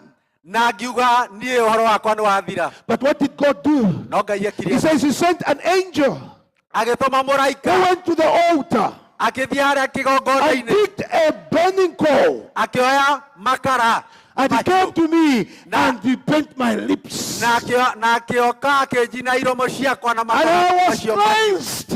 nĩ gũtherio ndatheririo. That is what personal revival does. Kũu nĩkuo kũrumũkio kwa mũndũ kĩũmbe When we are gũkoragwo. in his presence, Hĩndĩ ĩrĩa twĩ mbere yake we feel undone. tũiguaga ta When we are tũtagĩrĩire. in his presence, Hĩndĩ ĩrĩa twĩ mbere we yake feel we are not clean. tũiguaga tũrĩ na gĩko. When we are in his Hĩndĩ ĩrĩa presence, twĩ mbere yake all our lives are shown like a movie before him. mĩtũrĩre itũ yothe yonekaga o ta gĩcicio mbere yake. Until God rescues us, O nginya hĩndĩ ĩrĩa Ngai arĩtũhonokia cleanses us, agatũtheria makes us whole. agatũtua agima rĩngĩ. That's personal revival. Ĩyo nĩ kũu nĩ kũrumũkio kwa mũndũ kĩũmbe. It is important for us to understand Nĩ wega ũnyite ũũ that when personal revival happens, hĩndĩ ĩrĩa kũrumũkio kwa mũndũ guoka like Jesus Christ did to Peter, o ta ũrĩa Jesũ arumũkirie Petero-rĩ, he met him in Galilee, acemanirie nake Galili. and surely they were at a lake, they were fishing. Na ũhoro wa ma nĩ atĩ arĩ iria-inĩ agĩtega. Jesus Christ shows up early in the morning. Jesũ akĩonania rũcinĩ tene. And he asks them, he says, "Hey, friends, have you caught any fish?" Na agĩcemania nao akĩmoria, jameni, nĩ mũnyitĩte kĩndũ? And they've said, "We've struggled throughout the night." Nĩ tũgeretie ũtukũ mũgima. As they were listening, Hĩndĩ ĩrĩa maathikagĩrĩria-rĩ, it was just like deja vu. The same thing happened in Luke chapter number 5. ũndũ ũcio no guo wekĩkire Luka 5. When Jesus Christ met Peter for the first time, Hĩndĩ ĩrĩa Mwathani acemanirie na Petero rĩa mbere, when he says, "We have tried to fish the whole night and we have caught nothing." hĩndĩ ĩrĩa augire tũgeretie ũtukũ mũgima no tũtinyitĩte kĩndũ. So Jesus Christ speaks to them and tells them of how to fish. Jesũ akĩmaarĩria na akĩmonia ũrĩa megũtega. And one of them says, "It is the master." Na amwe akiuga, nĩ Mwathani. And immediately Peter steps out of the boat and he starts walking towards the shore. Na hĩndĩ ĩyo Petero aigua ũguo akiuma ndaro-inĩ akĩanjia gũthiĩ ndere-inĩ. As they come to the shore, Na hĩndĩ ĩrĩa athiĩ rũtere-inĩ, something surprising is awaiting them. kũrĩ ũndũ wa kũmakania wa metereire. Jesus has made breakfast. Jesũ nĩ aharĩrĩirie breakfast. He has roasted some fish. Nĩ ahĩhĩtie tũthamaki And he tells them, he says, "Come, let's eat." na akĩmera ũkai tũrĩe. These guys have spent the whole night, they haven't caught anything. Kanda ici cirarĩte ũtukũ mũgima makĩgeria na mationete kĩndũ. Every one of them, they know it's Jesus. Na o mũndũ nĩoĩ nĩ Jesũ. But they don't want to confront him and ask, he says, "Are you the master?" Everyone, they know. Nĩ maramenya biũ biũ nĩ Jesũ, no gũtirĩ mũndũ ũrenda kũmũria kana nĩwe Mwathani. So it's hush-hush, eh? They're just, so he gives them breakfast, they're eating. Akĩmahe mĩgate makĩanjia kũrĩa And they're not asking him. na gũtirĩ ũndũ maroria. If you risen from the dead, they're not asking him. Gũtirĩ ũndũ maramũria atĩ kana gwĩkĩkĩte. So they eat the breakfast, Makĩrĩa breakfast and then Jesus turns to Peter. Na Jesu akihugukira Petero. And Jesus does 3 things. Na Jesu ageka maundu matatu. Exactly what Peter did 3 times. O ta uria nake Petero ekire maita matatu. So he says, Akiuga atiriri, Peter, do you love me? Petero ni unyendete? Yes, Lord, I love you. Petero akiuga ii ni ngwendete. He says, feed my sheep. Kireithagia tugondu twakwa. They talk. Makihura story He makiaragia. comes back and says, Peter, do you love me? O ningi akimuria atiriri, Petero ni unyendete? Yes, Master, you know I love you. Mwathani ona ni ngwendete. He says, feed my sheep. Kireithagia tugondu twakwa. The third one, Ita ria gatatu, Peter, do you love me? Petero ni unyendete? Peter now starts shaking. Petero akianjia kuinaina. He knows this is real stuff now. Akimenya riu haha ni ohoro ri. Master, you know I love you. Akiuga Mwathani ni uri ni ngwendete. One statement from every statement, he denied Jesus. Nyita yaha. Statement o uria akanaga Mwathani. He denied Jesus 3 times and Jesus confronts him 3 times. Akanire Mwathani maita matatu na Mwathani nake akimwihogorera akimuria maita maigana. So Peter says, Master, you know you love me, and he starts crying. Mwathani Petero akira Mwathani ni ngwendete na akianjia kurira. Jesus says, feed my lambs. Mwathani akimwira reithagia tugondu twakwa. The first time he was saying, feed my sheep, feed my sheep. The third time he says, feed my lamb. Ria mbere na ria keri amwiraga reithagia ruru rwakwa, no ria gatatu akimwira reithagia tugondu twakwa. You remember he says, when you stand, Nĩũkũririkana amwĩrĩte hĩndĩ ĩrĩa ũkarũgama, you should come encourage your friends. ũbatiĩ ũke ũmĩrĩrie ariũ a thoguo. Now Jesus is restoring him, Ũguo Mwathani nĩ kũmũcokereria and he's giving him amũcokereria back the ministry. na kũmũcokia ũtungata-inĩ, He says, feed my lamb. na akĩmwĩra rĩithagia tũgondu Feed the twakwa. little ones. Rĩithagia tũgondu twakwa. Restore the little ones. Cokereria tũgondu tũu. Encourage the little ones. Twĩkĩre hinya. He says, I have restored you. Aroiga nĩngũcokereirie. I want to encourage each and everyone here. Ndĩrenda kũũmĩrĩria mũndũ It o doesn't wĩ matter haha. how far you've gone from Jesus Christ. Gũtiramakania ũthiĩte makinya maigana kuuma kũrĩ Jesus is Jesũ. able to restore you. Jesũ ena hinya wa It doesn't matter gũcokereria. how many sins you've done. Gũtiramakania wĩkĩte mehia mahana Jesus atĩa. is able to restore you. Jesũ nĩ haha nĩgetha You could agũcokererie. be watching by YouTube. It doesn't matter how far away you've moved from Jesus. No korwo na wĩ YouTube-inĩ no gũtiramakania nĩ nginya kũraya umĩte njĩra Jesus ya is Ngai. able to follow you. Jesũ ena hinya wa He wants to gũkũrĩra. restore you. Arenda He wants gũgũcokereria. to remind you you are a minister. Arenda gũkũririkania wewe ndungata yake. It is important for us to understand this. Nĩ kũbatiĩ tũmenye ũũ. I would want to make also a statement here Na nĩ ndĩrenda kuga ũndũ ũyũ that haha. when we come to the scriptures, Atĩ hĩndĩ ĩrĩa tuoka there maandĩko-inĩ is a principle that is important. nĩ kũrĩ principle ĩmwe tũtongoragia na nĩ Every njega. one of us, we are called into the ministry. O ũmwe witũ nĩetĩtwo ũtungata-inĩ. It just differs different ways God calls us. No ũrĩa twĩtĩtwo na njĩra ngũrani ngũrani. Others, Nĩ kũrĩ amwe he tells them, ameraga atĩrĩrĩ, leave your nets tigai ndwano cianyu and follow me. na mũnũmĩrĩre.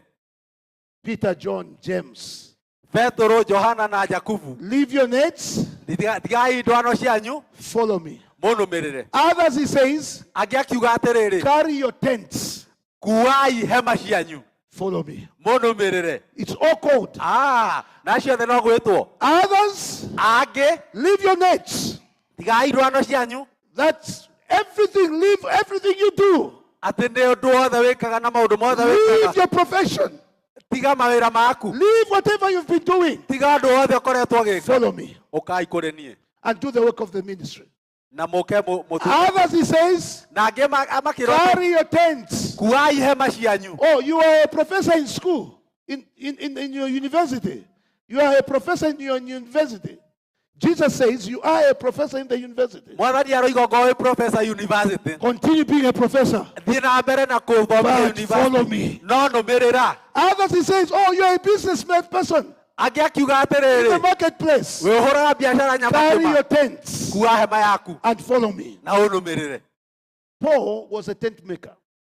Paulo ari mutanduki wa He hema. was a businessman. Ari mu biashara. He did not stop being a businessman. Ndatigire gutuika muhuri wa biashara. During that time, muthenya he was making tents. atandukaga njũa. He was selling tents. Nĩ kwendia endagia hema. In the evening, gwatuka he was preaching the word of God. aragia kiugo kia Ngai.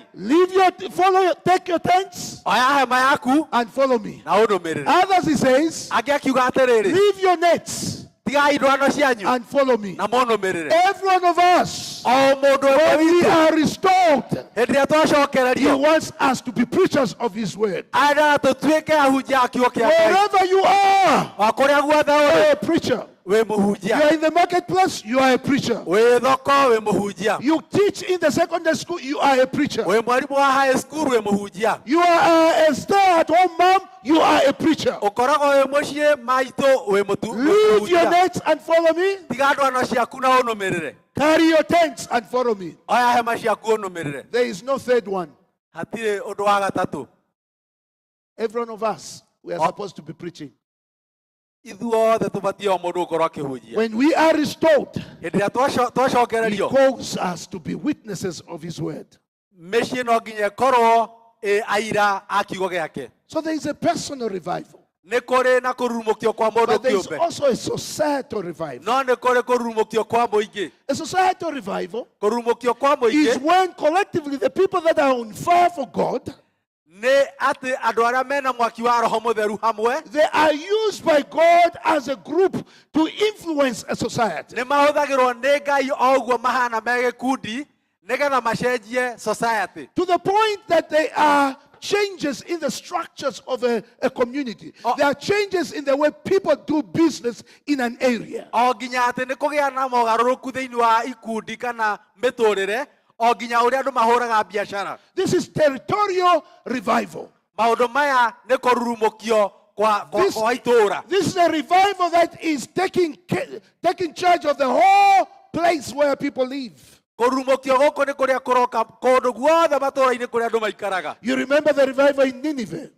nĩ ũkũririkana kũrurumũkio kwa andũ a Nineve. When Jonah went and preached there, hĩndĩ ĩrĩa Jona athire na akĩhunjia kũu. all the people in Nineveh knew God had visited them, andũ othe a Nineve nĩ mamenyire atĩ Ngai nĩ amacereire. including animals. ona nyamũ They were fasting ciothe nĩkuo because ciehingĩte God had visited them. nĩ tondũ Ngai nĩ amacereire. A societal revival is where changes come because of the preaching of the gospel. kũrurumũkio gwa ikundi kana kwa matũũra nĩ kũrĩa gũkaga hĩndĩ ĩrĩa ũhoro wa Ngai wahunjio. When you see the revival in chapter 2 of Acts, hĩndĩ ĩrĩa wona kũrurumũkio thĩinĩ wa atũmwo igĩrĩ-rĩ, what should we do, gentlemen? What should we do? Men of God, what should we do to get what you have?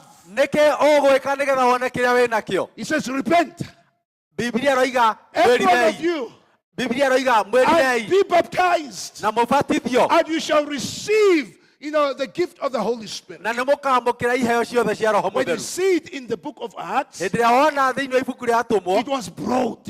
warĩ ũndũ wĩna wariĩ. When we see the revival in the book of Acts, hĩndĩ ĩrĩa tuona kũrurumũkio thĩinĩ wa ibuku it rĩa was atũmwo visible. nĩ ũndũ wonekaga na maitho.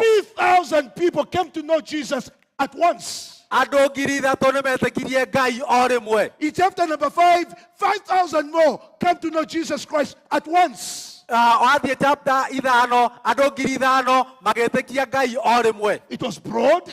nĩ ũndũ warĩ na It wariĩ. was disruptive. nĩ ũndũ wagarũrũkanagia It maũndũ. was visible. nĩ ũndũ wonekaga. Everyone knew. o mũndũ wothe nĩ amenyire. When a revival hits a place, hĩndĩ ĩrĩa kũrurumũkio gwoka itũũra, beer halls are closed.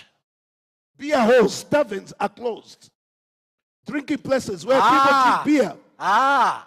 kũrĩa njohi ĩnyuagwo nĩ kũmenyaga atĩ nĩ kwagĩa na kũrurumũkio. When you are in a place and a revival hits a place, hĩndĩ ĩrĩa wakorwo wĩ handũ na kũrurumũkio guoka, changes happen.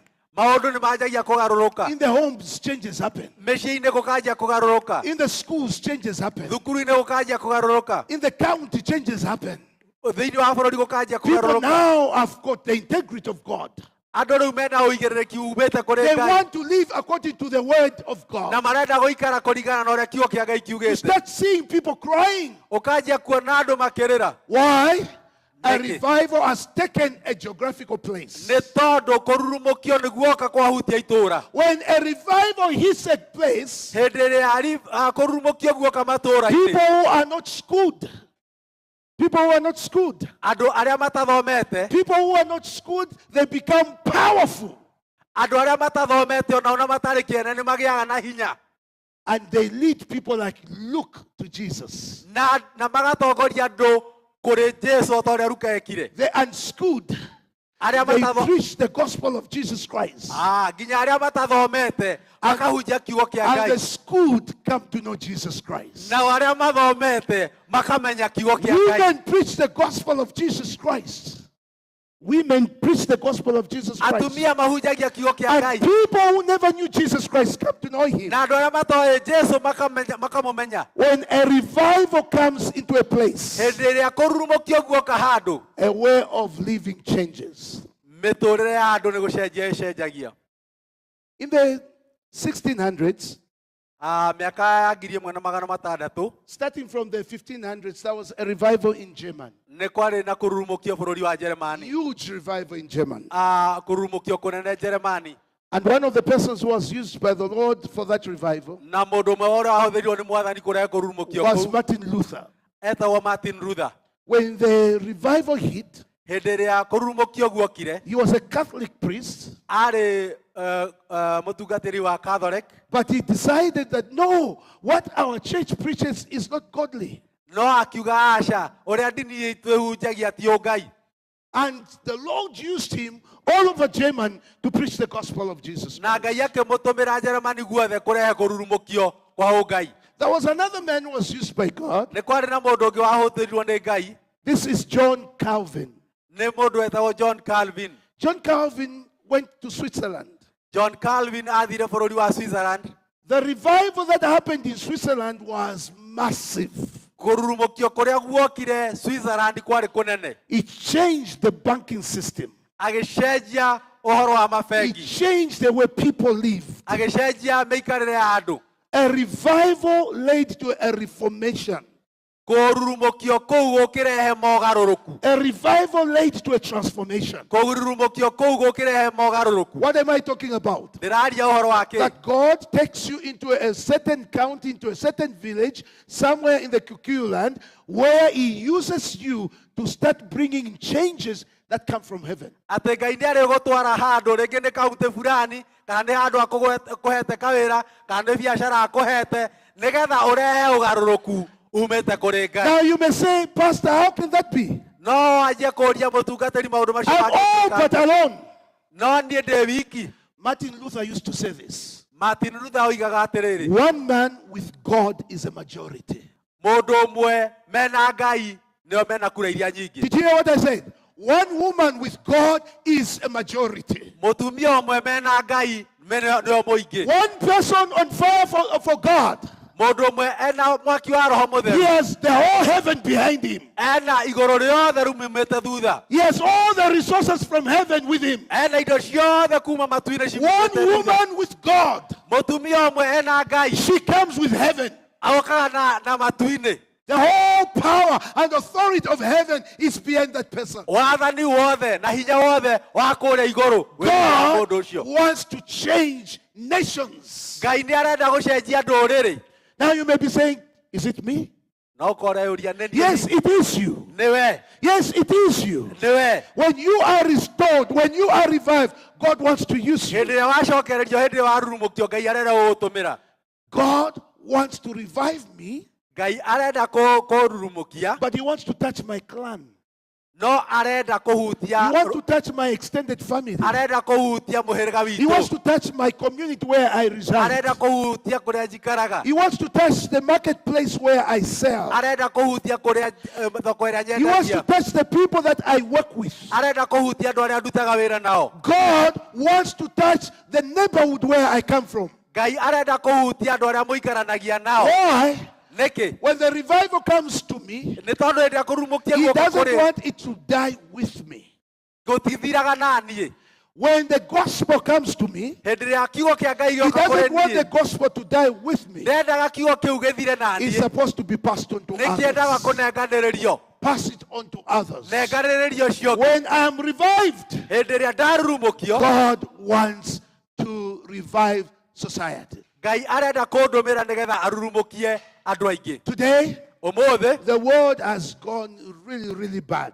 kiugo kana ũhoro nĩ ũthiĩte ũru. It needs a revival from God. Nĩ ũrenda kũrurumũkio kuma As kũrĩ I Ngai. wrap up this message, I want you to go back to 2 Chronicles. Hĩndĩ ĩrĩa ndĩrarĩkĩrĩria ũhoro ũyũ ndĩrenda ũthiĩ maũndũ ma matukũ ma tene wa kerĩ. 2 Chronicles chapter number 7.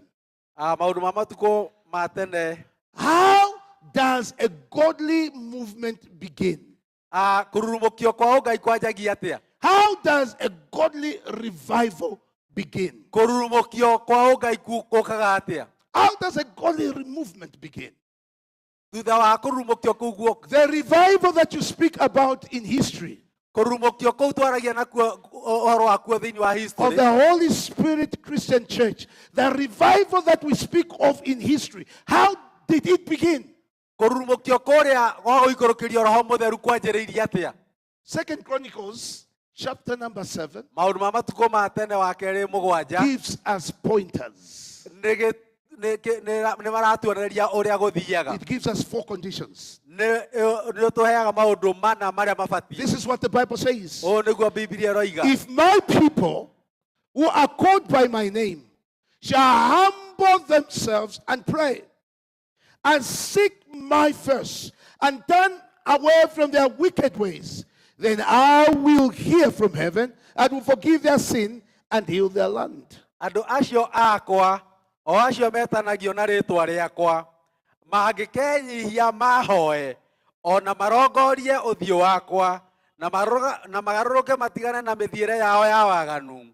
Hĩndĩ ĩyo, nĩngaigua ndĩ o kũu igũrũ, na nĩngohanĩra mehia mao, onaguo bũrũri wao ndĩũhonie. 4 conditions. Maũndũ matatũ marĩa, maũndũ mana marĩa 4 things marabatara. I must do. Maũndũ mana marĩa batiĩ gwĩka. If you've got a ballpoint, if you've got a notepad on your phone, I want you to write these 4 things. Angĩkorwo wĩna handũ ũrandĩka kana nĩ thimũ-inĩ yaku kana nĩ ibuku-inĩ. They are simple, they are right from the scripture. Ndĩrenda o mandĩke tondũ nĩ mahũthũ. Number 1, humble themselves. Wa mbere, menyihagia. If my people andũ akwa who are called by my name arĩa metanĩtio na rĩĩtwa rĩakwa shall humble themselves. Mangĩkenyihia. What does it mean to humble oneself? Kuga kwĩnyihia nĩ kuga atĩa? It's to be broken before him. Nĩ kũhenjeka mbere yake. It's to deny oneself. Nĩ kwĩyaga we mwene. It is to say, Jesus, increase, I decrease. Nĩ kuga Jesu, we oneka na niĩ njagwo. It is saying, not of me, but of you. Nĩ kuga ti niĩ nĩ Mwathani. It is saying, I cannot do it by myself, but through you. Nĩ kuga ndingĩhota gwĩka ũndũ ona ũmwe ndĩ wiki, no no hote gwĩka ndĩ Humbling thĩinĩ wake. oneself is being disciplined in the things of God. Gũkorwo wĩnyihĩtie mbere ya Ngai nĩ mũndũ gũkorwo wĩna ũigĩrĩrĩki maũndũ-inĩ ma ũngai. Actually, in the scriptures, the word fasting is also means humbling oneself. Ona Bibilia nĩ yugaga atĩ ona kwĩhinga no kwĩnyihia. So number 1, ũndũ wa mbere, do we want to have a revival? nĩ tũkwenda kũgĩa na We need kũrurumũkio. to humble ourselves before God. No nginya twĩnyihie mbere ya Ngai. We need to break ourselves before him. No nginya tũhenjeke twĩ We mbere ya need Ngai. to deny ourselves, let him increase. No nginya twĩime we onekana ithuĩ twake. How do we experience a revival? Ithuĩ tũkuona kũrurumũkio atĩa? Number 2, Ũndũ wa kerĩ, seek God's face. rongoria Seek God's ũthiũ wa face. Ngai. 2 Chronicles chapter number 7, 2 Chronicles chapter number 7, verse 14. Maũndũ ma matukũ ma tene wa kerĩ mũgwanja If mweri wa my ikũmi people na are called igĩrĩ. by my name, shall, number 1, shall humble themselves. Andũ akwa merĩa metanagio na rĩĩtwa rĩakwa, wa mbere Number mangĩkenyihia 2, seek my face. na marongorie ũthiũ wakwa. Brothers and sisters, seeking his face is really being passionate and desiring for his presence. Arĩ na ariũ a ithe witũ, kũrongoria ũthiũ wa Ngai nĩ kwĩima ũkĩetha Ngai. He says, I'll seek him. I'll Aroiga seek him more than the watchman seeks the dawn. maandĩko makoiga atĩ nĩngũmathia gũkĩra ũrĩa mũrangĩri etagĩrĩra rũcinĩ. I don't know whether you've worked as a security person before. Ndiũĩ kana nĩ waruta wĩra wa As a wacimani handũ guard in the night. ta mũrangĩri ũtukũ. What the guard looks for in the night is the sunshine early in the morning. Kĩrĩa mũrangĩri akoragwo etereire mũno rũcinĩ nĩ kũratha kwa His job riũa. was finished because now people will wake up. Wĩra wake nĩ wathira tondũ andũ othe nĩ marahũka. So the Bible says, I'll seek him. Bibilia ĩkoiga nĩngũmũmatha. Just like the guard seeks the dawn of the morning. O ta ũrĩa mũrangĩri amathaga kana etagĩrĩra gũkie. The guard in the night is wanting the night to pass through quickly. Mũrangĩri endaga ũtukũ ũhĩtũke. That's how we seek the presence of the Lord. Ũguo nĩguo tũbatiĩ kũmathagia ũthiũ wa Ngai. Kũmwĩriragĩria. Ndĩrenda kũmuona. You know, just like, a deer pants after water brooks, I'll seek him. O ta ũrĩa thwariga eriragĩria ngurunga cia I'll maaĩ, seek for your praises. noguo ngwetha ũthiũ I'll wake. pray day in and day out. I'll seek your praises. Oh, Father, show yourself. Show yourself. I need your face. Mũthenya na ũtukũ nĩngũmathia ũthiũ wake, nĩndĩrenda That's gũkuona. how a revival comes. Ũguo nĩguo Is kũrurumũkio seeking gũkaga. his presence. Nĩ kũmathia gũkorwo ho gwake. Seeking. Oh, how I wish I can see him. Ndĩrerirĩria atĩ korwo ndamuona. Even if I touch the hem of his garment. Ona ingĩhotia nguo Oh, how I yake. want to see him. Ndĩrenda kũmuona. Number one, humble oneself. Wa mbere nĩ wĩnyihie. Break yourself. Ũhehenjeke. Deny yourself. Wĩime. Number two, seek him diligently. Warĩkia kwĩima ũmũmathe. Seek him more than you seek food. Ũmũmathe gũkĩra ũrĩa ũmathaga Seek him irio. more than you seek money. Ũmũmathe gũkĩra ũrĩa ũmathaga mbia. Do you know? Nĩ ũĩ? Every grown-up person spends 16 hours chasing money. You know that? Mũndũ wothe mũgima thikĩrĩriai. Ahũthagĩra mathaa 16 16 hours chasing for money. mathaa 16 harĩ mathaa But 20 if we na can mana. seek him more than we seek money, Angĩkorwo no tũmũmathe gũkĩra ũrĩa tũmathaga mbia, he says revival will come. nĩ ũkuona kũrurumũkio gũgĩũka. Humble ourselves. Twĩnyihie, Seek his face. tũmathie ũthiũ wake, Then pray. na tũcoke Do you tũhoe. know when you find a church no longer prays, you will find a church that is not with revival. Ũngĩona kanitha ũtahoyaga, kĩrĩa kĩngĩ ũgũcoka wone nĩ kanitha ũtarĩ na kũrurumũkio. Show me a church that prays, Nyonia kanitha ũhoyaga, and I'll show you where revival is breaking na out. nĩngũkuonia kũrĩa kũrurumũkio gũkaga. Show me a church where women and men come to the church to pray. I'll show you a church that is on fire for Christ. Nyonia kanitha kũrĩa athuri na atumia mokaga kũhoya, na nĩ nĩngũkuonia kanitha kũrĩa ũrĩ na mwaki wa Roho Mũtheru. But if people do not spend time to pray, No andũ mangĩaga kuoya mahinda mao mahoe, forget about societal revival. riganĩrwo ũhoro wa kũrurumũkio kwa matũũra. I'm not talking about praying for food. Na ndiraria ũhoro wa kũhoera irio 5 minutes. iria ndagĩka ithano. You use all the Kikuyu, you use all the Kiswahili for 5 minutes. Ũgatũmĩra Gĩkũyũ gĩothe, ũgatũmĩra All Gĩthwaĩri your gĩothe, English, all your King James Version in 5 minutes. na Gĩthũngũ gĩothe na kĩa King James ndagĩka ithano. And you say you've prayed. No, I'm not talking about that prayer. No koiga atĩ tũtiraria ũhoro wa mahoya I'm ta talking macio. about seeking God in prayer. Tũraria ũhoro wa kũmathia Ngai mahoya-inĩ. Do you know Jesus Christ in Luke chapter 26? Nĩũĩ Jesũ thĩinĩ wa Luka 26 When he had eaten the Lord's Supper with his disciples, hĩndĩ ĩrĩa arĩire Pathaka na arutwo ake, and he went with the disciples, 3 disciples. He took 3 disciples to go to the Garden of Gethsemane. nake arutwo atatũ magĩthiĩ mũgũnda wa Gethsemane. He left 3 of them there. Akĩmatiga acio atatũ, The most prominent, Peter, John, and James. arĩa marĩ gatũ mũno, Petero, Jakubu na Johana. And the Bible says he went a stone's throw away. Na agĩthiĩ handũ aiganaga o handũ ũngĩ There ingĩruta. he knelt and he started praying. Na hau akĩturia He maru was akĩambia in kũhoya. ambush. Na He said, nĩagirĩkaga. Lord, if there is a possibility, Naugaga Mwathani ongorwo no kũhoteke. this cup of punishment, this cup of the cross, Gĩkombe gĩkĩ kĩa mũtharaba, gĩkombe pass gĩkĩ gĩa over me. kũherithio, reke kĩnjeherere. but not my will, No ti ũrĩa ngwenda, but your will be done. no wendi waku The wĩkĩke. Bible says Biblia yugaga he atĩrĩrĩ, returned to his disciples. agĩcoka kũrĩ atũmwo ake. What did he find? They were sleeping, eh? Nĩ gũkoma makomete. What did Jesus say? Amerire atĩa? This is what Jesus says. Amerire You atĩrĩrĩ, mean you couldn't wait? yani You couldn't pray with me? mũtingĩhoire naniĩ Just for 1 hour? ithaa rĩmwe tu, Just 1 hour. ithaa rĩmwe tu.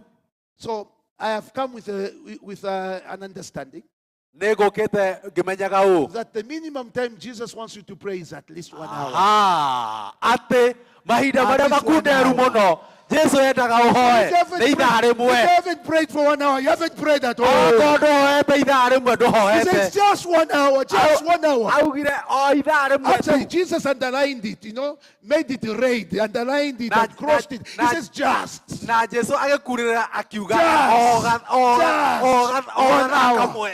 He expected them to pray more hours, but just 1 hour. Ni amenya no hino mahoe ndiraona mahoe muno no gathaa kamwe Would you tu. turn to your neighbor and say, pray more than 1 hour? Cokera ucio ngi umwire hoya makiria Tell your maitha. neighbor, he says, Jesus wants us to pray. Jesu arenda If tuhoe. we are going to see a revival, Akorwo turenda kuona kurumo we have to biũ. be people of prayer. No nginya tukorwo tũrĩ andũ a ihoya. May this church be filled with people that pray much more than 1 hour. Kanitha ũyũ narĩ korwo wakorwo na andũ mangĩhoya makiria maitha. More than 1 hour. Makiria maitha On your rĩmwe. knees 1 hour. Maru-inĩ ithaa Passing rĩmwe. around 1 hour. Magĩthiaga ũguo ithaa Praying rĩmwe. in tongues 1 hour. Magĩtembeaga o ithaa Just rĩmwe. 1 hour. Kanitha ithaa rĩmwe. He wants just 1 hour of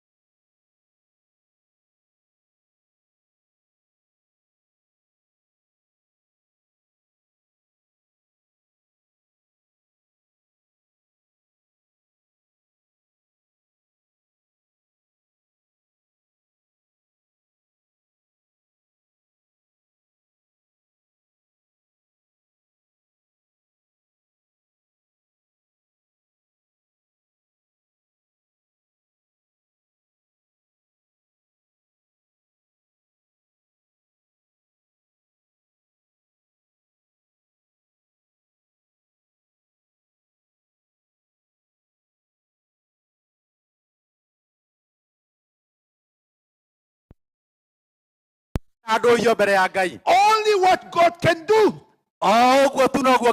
No revival happened if God hasn't heard. There will be no change in the society if God hasn't heard.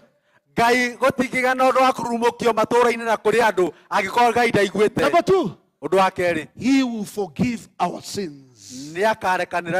He says, I will hear from heaven.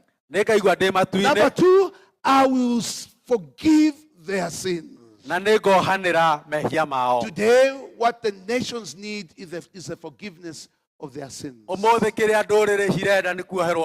People are carrying burdens. Sometimes they fake it, sometimes they pretend, but they're carrying burdens in their hearts.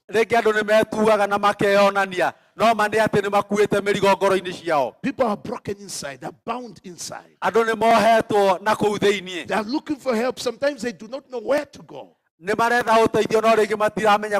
But when God hears from heaven, He also forgives. He forgave Peter. He forgave Isaiah.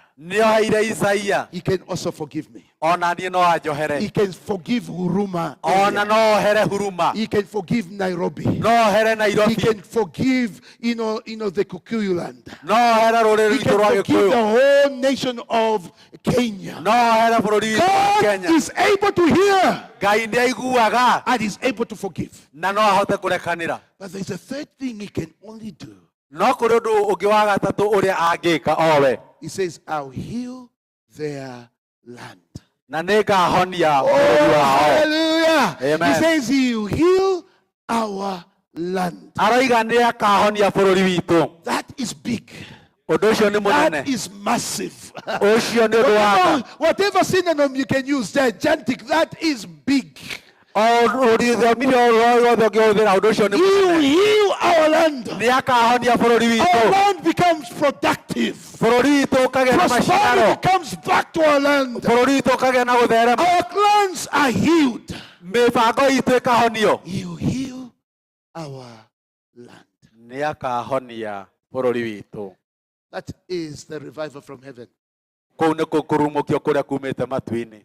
We can be the trigger for that revival. You and I, we can be a trigger.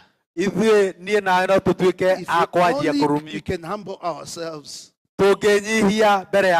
seek His face, and pray, and turn away from our wicked ways.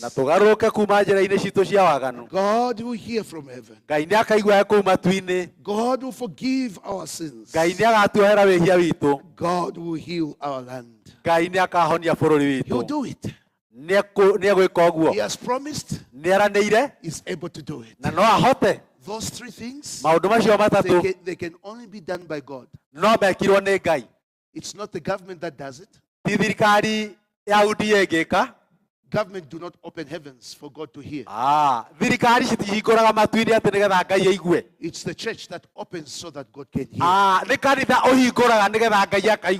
It's not any person who forgives sins. Only God. And whatsoever nations can do, they cannot heal the land. Only God can be able to do it. Tonight, today I said I want us to give instructions and lay the foundation that there are godly movements God is able to trigger. Revival that God is able to trigger. I pray it begins with you. I pray it begins with you. I pray it begins with us. Let that be that trigger. Let that be that trigger. Let's do what we can do. And God will do only what God can do. He will heal our land. He will heal our church. He will change things. He can do it. I want to ask you just for a moment. I give honor to the leaders, but I would want you to stand if you can. I want us just to do one thing. To make a commitment. To make a commitment. tũgĩe na kĩrĩko to do those 4 things. atĩ nĩ tũgwĩka maũndũ macio mana, To make a commitment. tũgĩe na kĩrĩko, Because those 4 things may take time. nĩ tondũ maũndũ macio mangĩ no moe To humble ihinda, ourselves, atĩ nĩ tũkwĩnyihia, to seek his face, tũmathie ũthiũ wake, to pray, twĩthoe to turn from our wicked ways. na tũgarũrũke kuma mĩthiĩre-inĩ itũ The mĩũru. wicked ways, it's only you who knows. Mĩthiĩre ĩyo mĩũru we nowe ũĩ, The wicked ways, it's only you knows. mĩthiĩre ĩyo mĩũru we mwene nowe I ũĩ, don't know them. niĩ ndimĩũĩ, You do not know my wicked ways. ona ndũĩ njĩra ciakwa It's only njũru, you knows. nowe ũĩ. But if we turn away, No ũngĩgarũrũka, God is able to listen. Ngai So we nĩagũthikĩrĩria. are going to pray. Nĩ tũkũhoya, Just a prayer of saying, Lord, tũhe tuge Ngai, I commit myself to do these 4 things. Can we say it loud again? Father, Father, I commit myself I commit myself to do these 4 things. to do these 4 To things. humble myself, To humble myself, to break myself, to break myself, to subdue myself, to subdue myself, to make you be greater to make you be greater in my life. in my life. Lord, I commit Lord, I commit to humble myself. to humble myself, And I commit and I commit to seek your to face. seek your face. Plant a desire within me Plant a desire within me to seek you, to seek you, to seek your to face, seek your face, to seek your to presence. seek your presence. Like a deer seeks after water. Like a deer seeks after water. I want to seek after you, Lord. I want to seek after you, And Lord. Lord, I commit myself Lord, I commit to myself pray, to prayer, to pray longer to times. pray longer In the time. name of Jesus, In the name of I Jesus. commit myself I commit to seek myself you in the morning. to seek you in the I morning. commit myself I commit to seek myself you in the night. to seek you in the I night. commit myself I commit to myself seek you to seek you more than a watchman more than a watchman seeks the dawn of the morning. seeks the dawn of the morning. Lord, I also commit myself Lord, I also commit to myself turn away from my wicked to ways, turn away from to my wicked repent ways. away from my wicked To ways. turn away from my wicked ways. I bring myself to you I bring myself in to you Jesus' name. in Jesus' name. Now, I want you by yourself. I want you by yourself, if you can pray, open your mouth and just pray in the name of Jesus. Our Father and our Master, we are grateful this precious night. Thank you, Lord God, for your goodness. Thank you for your grace. Thank you, Lord God, for what you have spoken into our hearts. Thank you, Lord God, for the leadership of the Holy Spirit in dropping a word in our spirit about a revival, a godly movement. I pray, oh God, for this church, oh Lord. May you deal with them, oh God, specifically. Deal with them in the name of Jesus. Lahateka, mandeka to shekateka, rimando kayateka, rebo shekate, mandeka seka, rikateria bo sheka. Let there be a godly movement. Let there be a revival in this place. We thank you, Lord God. We bless you in Jesus' name. Now, Father, I pray for every person. Let them hear you even as they commit. In the name of the Father, the Son, and the Holy Spirit. Amen. Amen. Thank you. Thank you.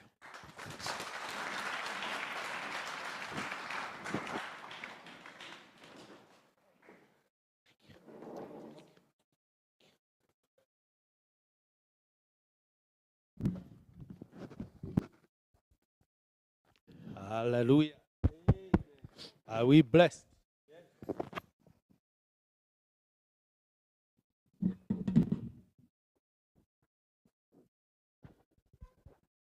Bwana asifiwe.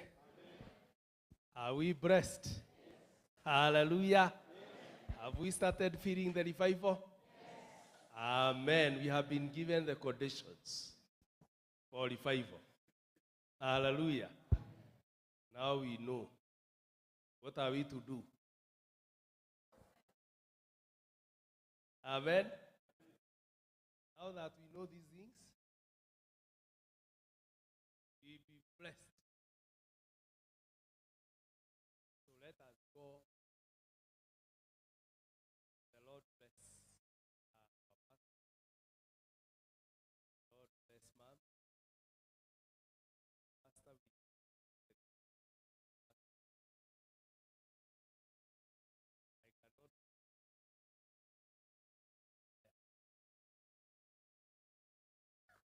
Hallelujah.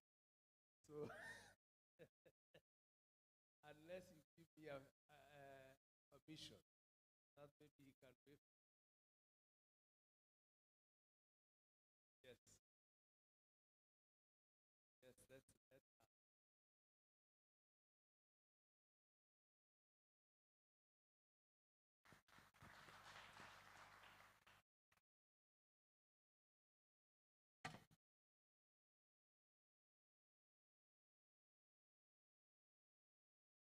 Bwana sifiwe. Bwana sifiwe. Praise the Lord. I'm Enson Lwesya. I'm born again, filled with the Holy Spirit. I'm also the child of the King. I love the Lord from the bottom of my heart, and I love to serve Him in His kingdom. I'm so blessed that the Lord allowed me to come to Lilongwe, to Nairobi in 2023. I'm grateful to the Lord. And I love you, my sisters and brothers in the Lord. God bless you. Amen. God bless you, ma'am, God bless you for being the man of God. We are very grateful. So tomorrow, be back again here. Hear the word of God. How many promise you me they will come? So don't miss it. Tell your friend, don't miss. And tomorrow when you go, come with a friend. Hallelujah. One of the message that I received, that when you receive the message, you are supposed to pass it over to others. So invite others also to come and hear the message. You are passing the message. So tomorrow come with a friend. Let's come, Mary. God allowing. And tomorrow, leverage. All those who have secondary school students. Leverage will be here from 12. Minister secondary school children. So all those who are on mid-term, this church and even from our sister churches, they can make it here by 12. They can receive the message. So tomorrow he will be here at 12, minister secondary school. Hallelujah. Then the evening, we was again assemble here for the revival. I've now had the revival take place. Have something to work on. Hallelujah. So tonight, from now until then, work on it. At least have 1 hour of prayer. Amen. Minimum 1 hour. Hallelujah. Then on Saturday, the youths. Hallelujah. The youths in the house, can they stand up? I believe the youths, even the secondary school are youths. The youths in the house, God bless you. Hallelujah. The youths on Saturday from 12 again. It's your day. Amen. I thought you'd clap for that. So the youths from 12 be with leverage until maybe 3. That can go and refresh, come back, even Bible. Thank you. God bless you. On Sunday, after service, where are the married men and women in the church? Can they stand up also? Hallelujah. That will be your day. Hallelujah. From 3 in the evening, up to 5 or 4 there. They will share it that. But on Sunday, invite as many people as possible to come for the service. God bless you. Thank you. You can see. So we will not have much to do now. I will invite Brother David. If he has something to tell us. David, then if there's any announcement, Brother Daniel. So David will tell us if there's anything, how we move out. Then that shall play. Then if some time, I know tomorrow you'll be back.